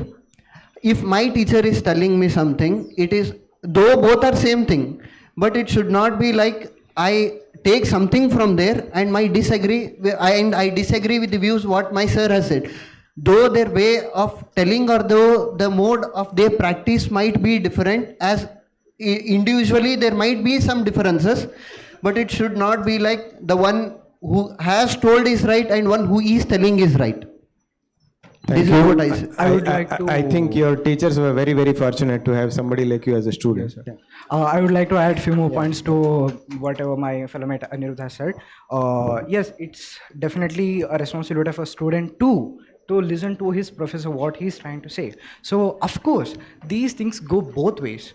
A teacher should be responsible towards his students or her students.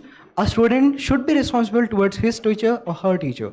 So this goes in both ways. It can't be one-sided. It was never one-sided.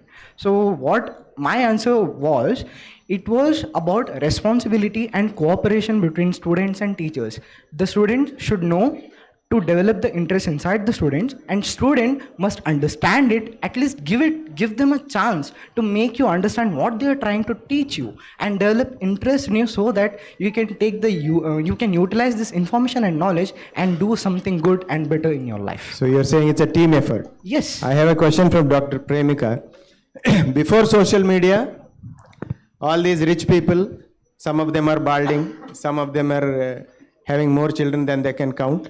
Some of them have, all of them have a lot of money, more than they can count. But they found out something in our common psychology that made us hooked to this new technology and social media by any form. I am reminded of a statement by former Prime Minister VP Singh. He used to say that Hindustan में बहुत party नहीं है, एक ही party है, दूसरे दूसरे झाड़ पे पत्ते हैं. They are leaves of a different tree. So now all these social media platforms are essentially the same. They want to grab our attention and hold it for as long as possible. Do you think, as a doctor by training, as a teacher by profession, is there any corner of our common psychology where we can find a way to turn all the students into intuitive, attentive, good students? If we try. If we try, it is possible, sir, but it is a long way from where we are standing now. Now the psychology of students has become that they are addicted to that, they are addicted to the negativity, they are addicted to follow a video in 2x speed. They are running in this society and they are changing ways to express themselves or get information. So there is a point in our in our human mind, we know that it is harming us. We know that it is harmful, but we are addicted to the vicious cycle. Okay? They know doom scrolling, what it can do.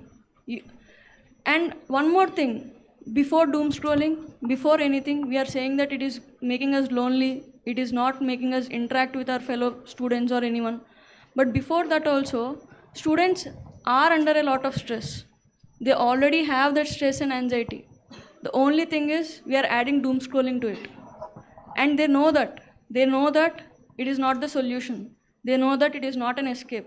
Everyone in this room knows that it is not something we should do. But they do it nonetheless because, as my fellow panelists said, dopamine hits. That is one of the reasons, but they don't know that.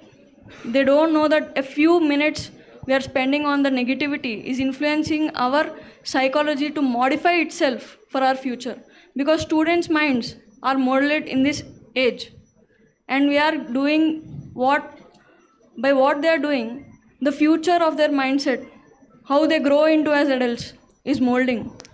That is a responsibility the individual should take, but I think more we have to encourage our institutions or teachers to tell them what they're doing is wrong or what they are doing should be at a limit. We can ask platforms to give an age limit or anything, but I don't think it's going to work. Nothing is going to stop people from what they're doing. I think students from an early age, students are molded by teachers. It is something we believed in our culture. That is what you think. No, in our culture it is given that they think their phones more. Yeah. No. My question was not about regulation. I'm trying to find out through you, is there any creative solution to change the minds of young people to stop this and get into creative pursuits? We will come to the larger question of conversation later. You just take 2 minutes to answer this and then I'll pass the same question to her. Sir, a creative way to avoid doom scrolling. I think the creative way we can find is awareness, sir. Awareness that what it is doing to our mind, how it is giving us the Gen Z term brain rot, which they say. How it is. Rot happens if there is a brain. But in the first place, yeah. Brain is there, but it Yeah. is filled with all that rot. It's So- just skull. Yeah, so what I'm saying is Yeah. during our teaching also for teachers or any profession, I think now they are feeling like they'll be engaged only if it is in a video content. Let's take some questions from the audience if anybody has a question. Yes, sir. There'll be a My mic question which will to- be. Yeah. my question to all the participants. Imagine a situation where you are allowed to access mobile only for 1 or 2 hours a day. Would you doom scroll or boom scroll? That depends. So, if I am satisfied with They my are day, very intelligent people. They will never give you a straight answer. that depends, because if I am satisfied with my day and if I think that I have done enough for the day to end, then I'll definitely doom scroll. But if there's something lacking and if there's it's some information that I need to collect, then I guess I'll boom scroll. On a regular basis, all 365 days, only 2 hours per day. Yeah. In Amira, that do you case. think he's essentially talking about regulation? Regulating. So, do you think regulation works or is it individual centric? I think it is individual centric, sir, because 1 or 2 hours may work for some people. Because these days, if you take an example of a content creator, you can't allot 1 or 2 hours for a content creator to work on social media, because he or she needs to. His livelihood, yeah. Yeah, it's his livelihood. That's so what he they might. think. Not all of them succeed.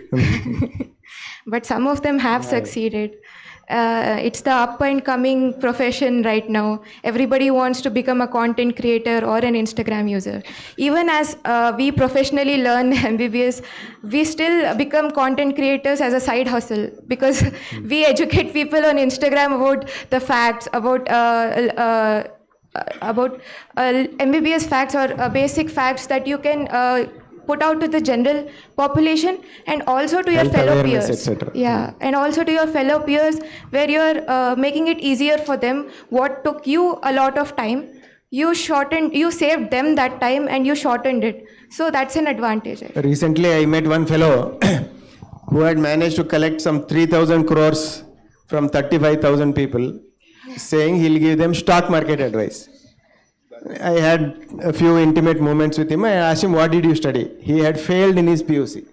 He was not a chartered accountant or MBA. So content creators can be anybody. And I asked him, where do you learn this? He said, I saw YouTube where one fellow was giving stock advice, and half an hour later I started giving the same advice. So the general question was about regulation. You see, there have been regulation about some of the biggest ills in this country. There are states in this country where gambling is banned. Karnataka is one state where lottery was banned some 20 years ago. There are some states in the country where lottery is the main source of revenue. There are at least 5 states. There is one state where I spent some years of my childhood, which has legalized casino gambling. And do you know what is the rule they use for it? They announced casinos will not be allowed on the land of the state, but they allowed it on the sea. So Indians are extremely smart in finding a way out of all regulation. Yeah, I do not want to name it. Yeah. So do you have any other question from the audience? Yeah. Somebody. Sir, can you hear me? Srinivasrao, my name. Can you hear me? Yes, sir. I introduce myself as a statistician first, without giving my actual designation.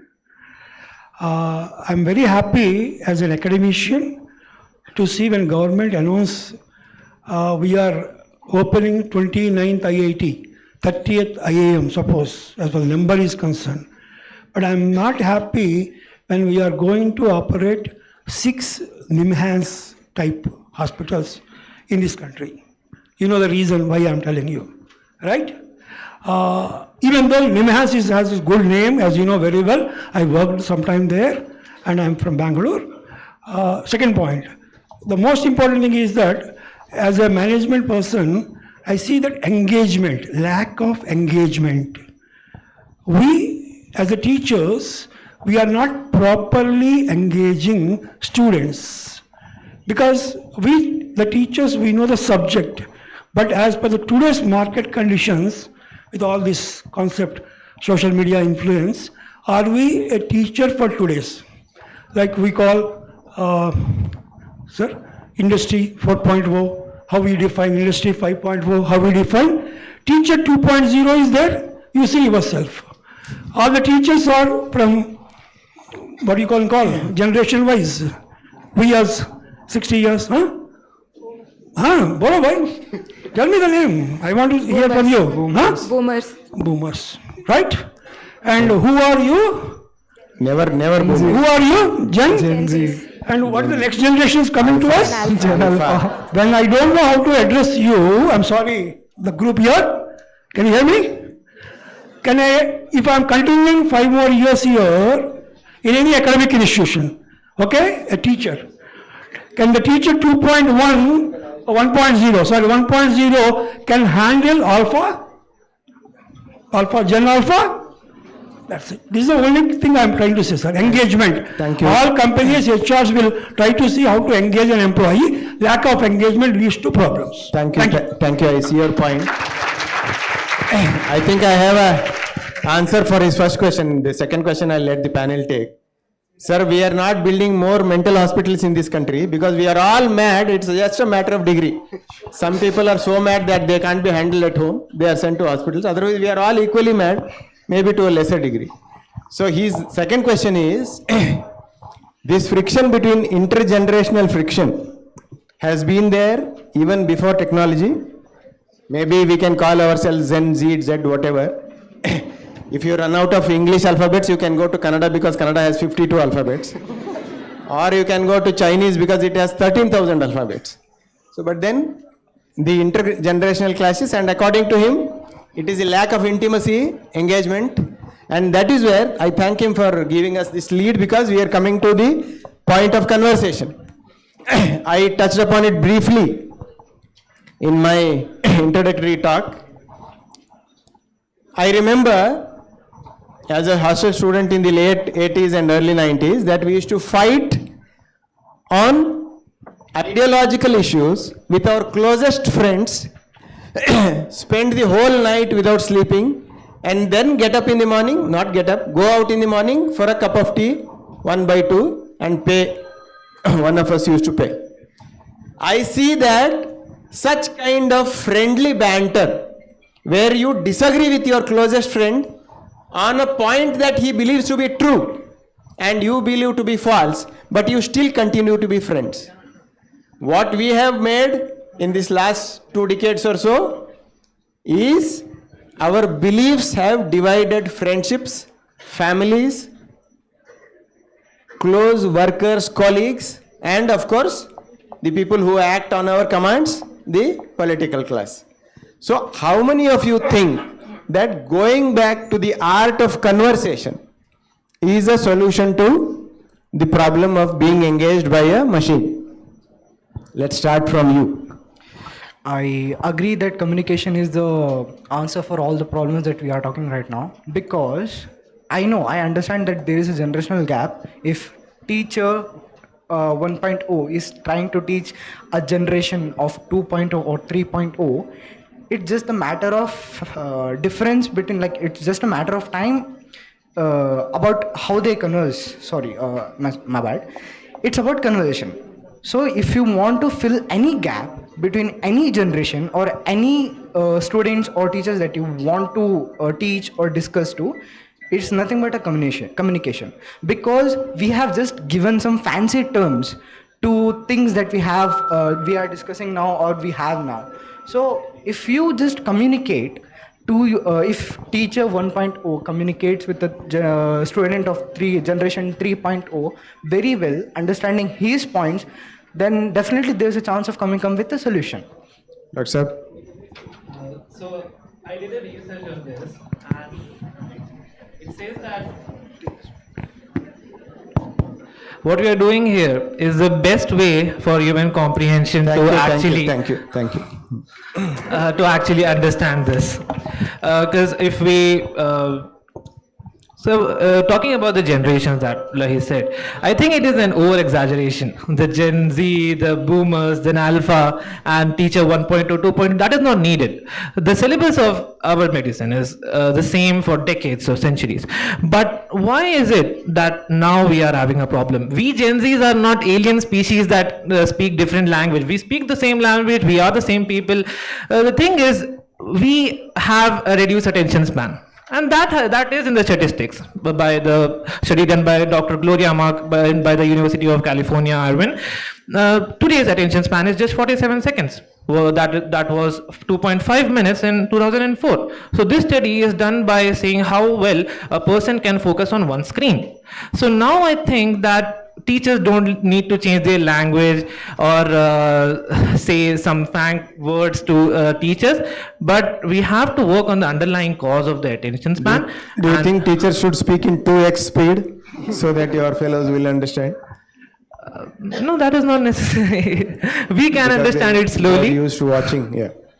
Dr. Amira, what do you think? Conversation, how do you think conversation can address this problem that is befallen of all of us? Sir, as he said, the way we are discussing right now is a conversation. It's a two-way conversation. When people have opinions, different opinions too. You have an opinion, I have a different opinion, my friends have a different opinion. I am sure I share your opinion. Yeah, that could be true. And we will not know that unless we have a conversation. Nobody can read minds here. My friends are sitting here. At the end of the day, we might disagree, but we'll still stay friends. That will not change because having different opinions is not why friendship is based on. It is based on a bond you create between two people. It is friendship has a whole different base or foundation that it lies on. It is about connection. It does not mean that you develop opinions every day. You change opinions every day. The reason you started being as friends will not change because of an opinion that you have the next day. You're very confident of the young generation. Yeah. Dr. Anirudh. Firstly, the thing is, conversations are the only thing that can solve each and every problem, right from the geopolitical things to the classroom issues. As you said, in the earlier times, you used to discuss with your friends, you used to discuss to so an extent that again morning, even now the same things are happening. As sir has said that Jan Alpha, all those things, whatever may be the generation, the core remains the same. Your experience will be carried forwarded to all the generations, whichever it might come. So the thing is, only a conversation and a clear conversation can solve each and everything, sir. It is not about the generational gap or something. Each and every generation needs the experience of the older generations so that we can carry forward. In our fields, we believe, like we are very interested in our seniors. We take opinions from our seniors. Why do we take that opinions from our seniors is they'll guide us that we have did this mistake, you don't do this mistake. The same we'll tell to our juniors that we have done these things, you don't do these things. And the same thing will be carried forwarded on. Without realizing that the senior and junior may both be consulting ChatGPT. So sometimes it might not be true. Sir, I believe conversation is always two ways. If you want to be heard, you need to hear as well, and it goes vice versa. I would like to share this thing. One of my close friend, we both have completely different political opinion. So almost every alternate day we have this conversations ke jeete koi bhi pata hai harega kaun. We have conversations like That's this. a piece of poetry. You should write it further. So at the end, we connected more over that conversations. We got to know each other more. So I believe as sir's point was there ke older generation, newer generation, we can take a little wisdom from them and they can be a little understanding towards us and then we can work out You're things. so large-hearted. You're talking about little wisdom. Dr. Premika. Sir, as the banners say, when the world brings uncertainty, conversation brings clarity.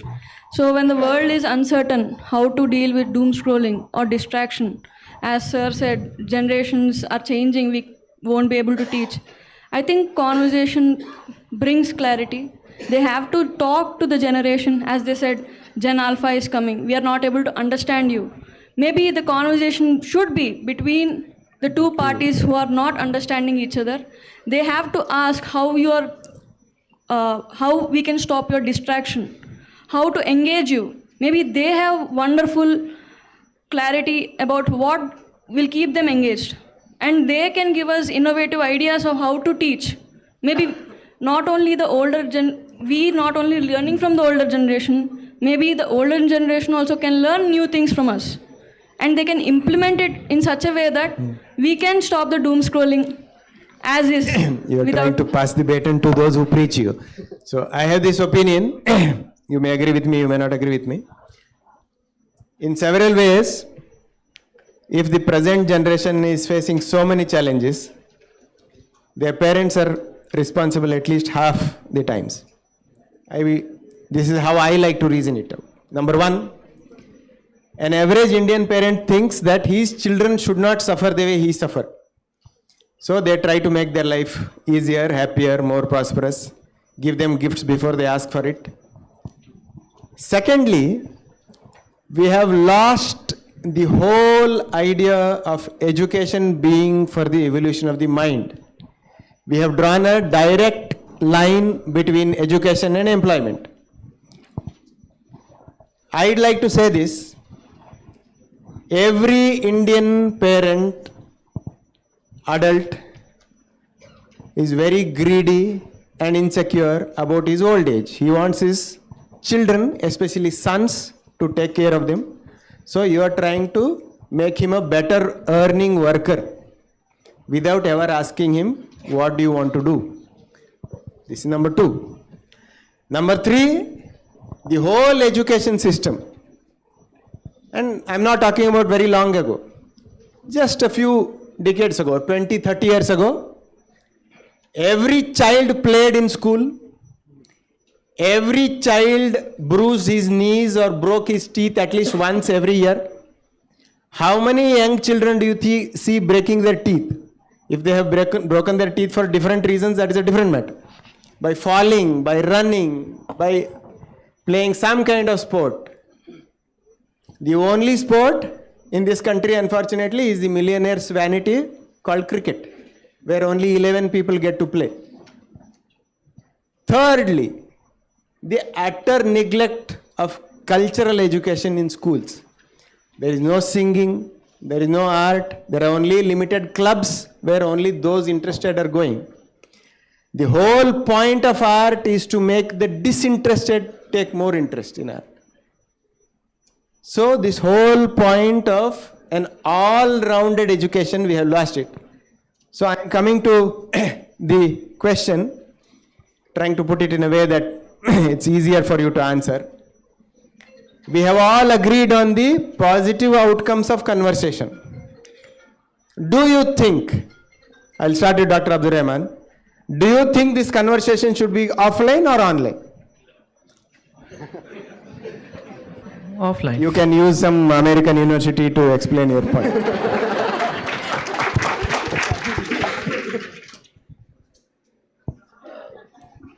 It should be online.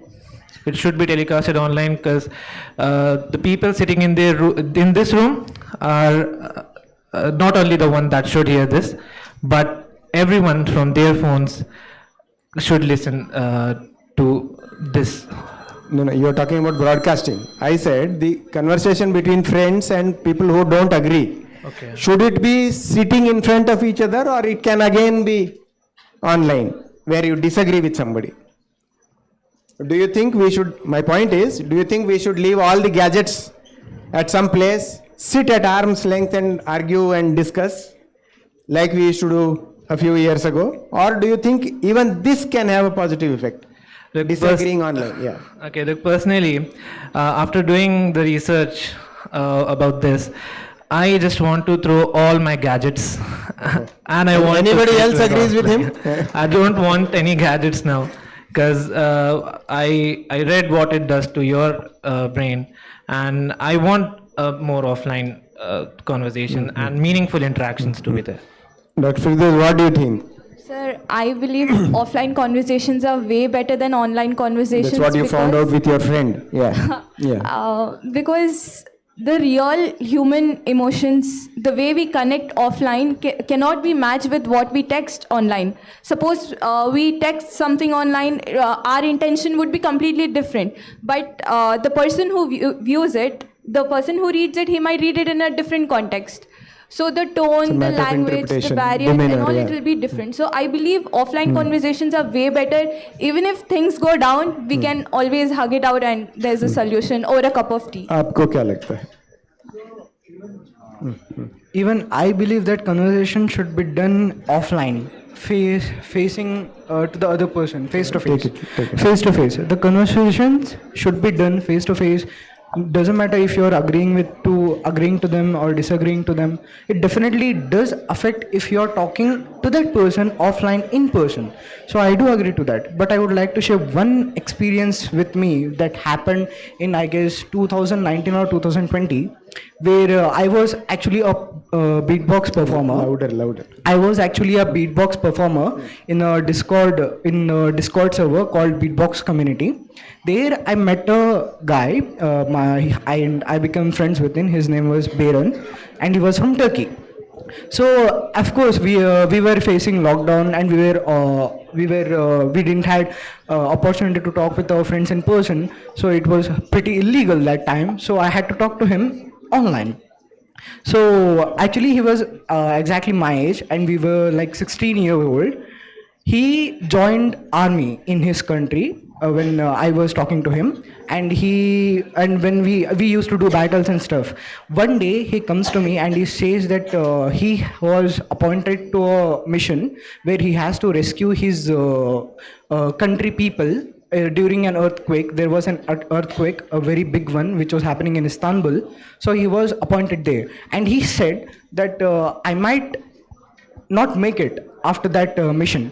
So to be honest with you, sir, from past how many years, I don't know, with whomever I have been connected with, that was the most emotional, sensitive and very indulging conversation that I have ever had with a person. So you are saying online conversation can be as effective and emotionally moving as an offline? As offline. Dr. Amira, what do you feel? Sir, I personally feel if you have the option of talking, if the person you want to talk to is available to you right in front of you, then obviously you should choose for an offline conversation. However, in my case, I have my school friends who are studying in various different places at the same time. And just because they are not available to me in offline, I can't miss out the conversation that I have with them. Obviously, if they were available to me, I would choose offline conversation with them. Real connection cannot be replaced. That is true. But online, we should look at online as a medium to connect. Supplement to offline conversation. Exactly. It is your friend is miles away from you. You use online communication. It can be as effective, you are saying. Yeah, and for some people, if you are introvert, and if you find it difficult to talk to people openly in front of them, wouldn't you say that it is better to text them? You find it easier to text them. You cannot fly and meet them, Exactly. at least. Thank you very much. We are coming to the end of a Excuse me, sir. Excuse me. Here is a question from a student. Yeah, we like to take. Moinuddin, please take this.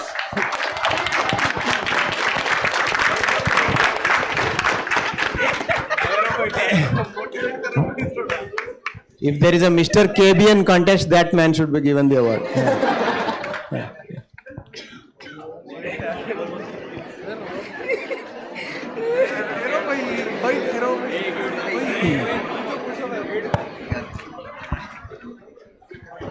Okay, sorry. Thank you. We are in the grand and pious city of Gulbarga, where I am reminded of one of the lines from Khaja Bandanawaz. पानी में नमक डाल और देख उसे पानी में नमक घुल जाएगा तो नमक कहें किसे. That is the definition of harmony that we take from here. We are extremely glad.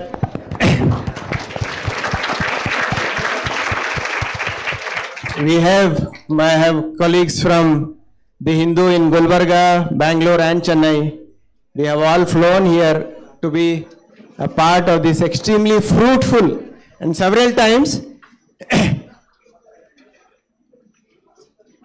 very humbling experience. Whenever you talk to young people, you realize that they are more intelligent, they are more clear in their thoughts, and they can put words in better order than you ever thought you were taught in your English literature class. So I'm extremely happy to have spent time here. I am sure the conversation was as engaging to you, to the audience, as we are here. I'd like... You have, okay. Huh? Yeah. I would request the organizers to... yeah. You take 1 minute, yeah. Go. So another solution that I think has the most depth to it is... No. Give him his time, yeah.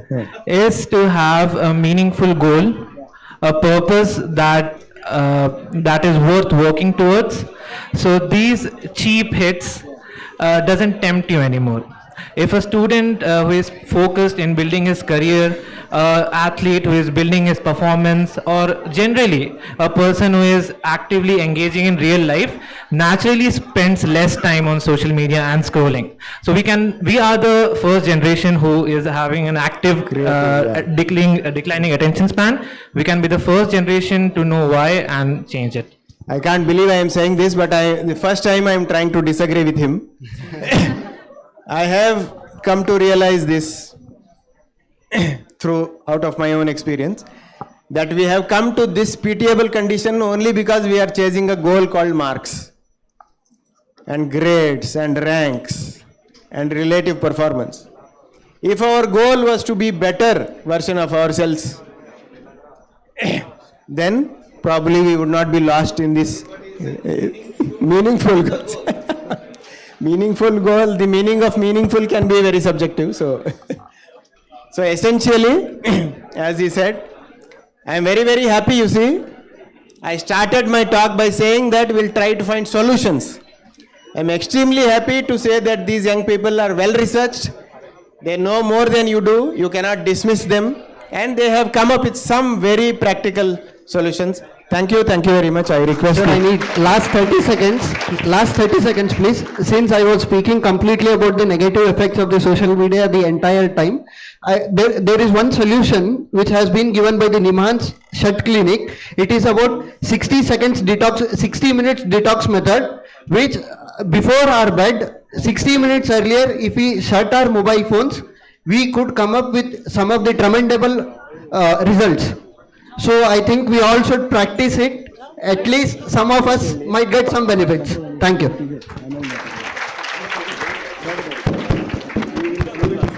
Judging by the energy in this room, can we all appreciate the fact that we stayed focused? There is one question. Yeah. Hi everyone. Yeah. I heard the conversation of the participants. It occurred to me. Take it to your lips, yeah, sir. So take the mic. Yeah. It occurred to me that government was not brought in the conversation when the solutions were discussed. Why do you think that? Like, the whole problem is because the government is not involved. The corporations are wholly acting in the shareholders' interest. No, I will say that government did not come in this conversation because primarily we are responsible for ourselves. First, we have to act at this level, then at, as I said, institutional level, then platform level, then we can question the government. We can't say government should do everything when we are not doing anything. On top of that, we are the ones who are selecting our prime ministers and ministers. So how can you even blame? So the thing is... Please. So the thing is, if we were to blame the government, then we have to take actions, not blame them. We have to take actions by using our social media platforms. We touched upon that topic when there was a question about regulation. regulation involves government, but then there is very little in favor of regulation. You can ask the second question. Yeah. Yes. I have a short counter. Yeah. The counter is I think the government works like a shepherd. The people are like sheeps. Like there are very few outliers. Now you are sounding like Jesus Christ. No, sir. The people are like sheep. There are very few outliers. Like if someone in today's time, Gen Z person, if he deletes Instagram, if he doesn't have a Snapchat account, he feels like an outlier. There can be a very few number of those people, but a mass, it can't happen at scale unless the government gets involved. Like we can introduce friction, like my friend said. The government can introduce friction in those apps by regulation. It's a very simple thing. I have two answers for you. Number one, I am sure there is some effort at the international level and at the national level to do something about it. And I am not very hopeful about it. Number one. Number two, you can take it from me. I have covered 14 elections that our voters are more intelligent than sheep. They are only waiting for some time to teach us a lesson. Thank you. You can go.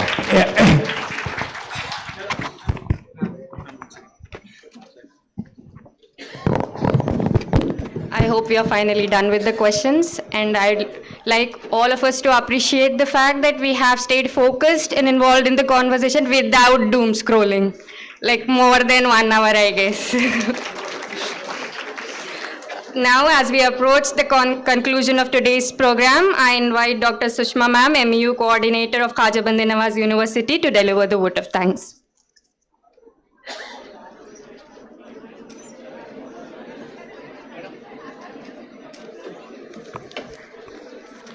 Good afternoon, everyone.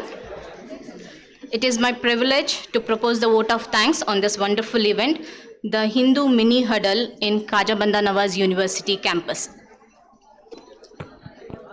As we come to the end of this event, I would like to take a few moments to express our gratitude to all those who have contributed to making it a grand success. First of all, I would like to thank our esteemed patrons of Khaja Bandanawaz University, His Holiness Janab Dr. Syed Muhammad Ali Al Hussaini Sahib, Sajjada Nashin Dargah Hazrat Khaja Bandanawaz, His Excellency the Chancellor Khaja Bandanawaz University and Honorable President Khaja Education Society, and Janab Dr. Syed Mustafa Al Hussaini Sahib, Honorable Director Campus, for their encouragement and support in organizing any event in this institution.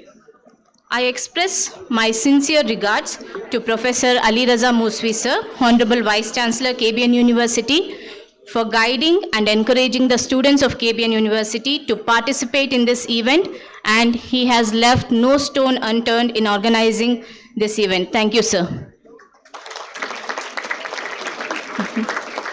I thank Professor Syed Ashfaq Ahmed sir, Honorable Pro Vice Chancellor, and Dr. Zama Muswi ma'am, Dean Academics, KBN University. From the day one of the journey of this event, through the identification and selection of participants, until today in organizing this event, you have guided us your guidance has resulted in this event, and it has shaped very well, and I'm sure all our participants have enjoyed and all our audience have enjoyed this event. Thank you, ma'am and sir. My sincere thanks to Mr. Mir Vilayat Ali sir, Registrar, Khaja Bandanawaz University, and Dr. Abdul Basir sir, Director IQAC, Khaja Bandanawaz University, for being the constant source of support and inspiration. I thank the team Hindu, Mr. Rishikesh Bahadur Desai sir, Mr. Vikram Murali sir, and Mr. Sagar Chabria for bringing the Hindu Huddle to KBN University. I extend my gratitude to all the deans of the faculties of Khaja Bandanawaz University, the heads of the departments, and the teaching faculty of Khaja Bandanawaz University. Your presence truly have added great value to this occasion. I would like to express my gratitude to our panelists for sharing their knowledge, thoughts, and perspectives with engaging discussions, which has truly enriched this session. And I also thank Mr. Rishikesh Bahadur Desai sir, the moderator for the event, for guiding and conducting the session so smoothly and ensuring a meaningful and interactive conversation throughout the discussion.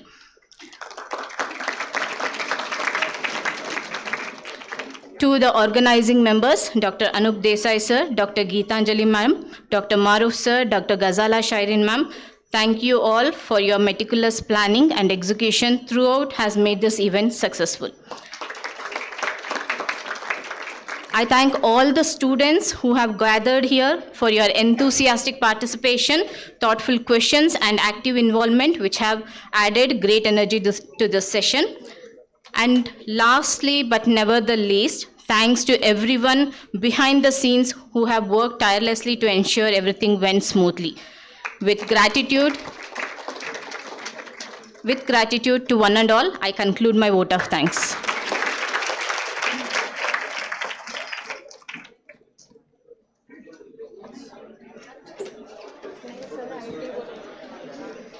I request all the dignitaries for high tea that is arranged in anatomy hall, and my students and staff high tea is arranged in biochemistry demo room.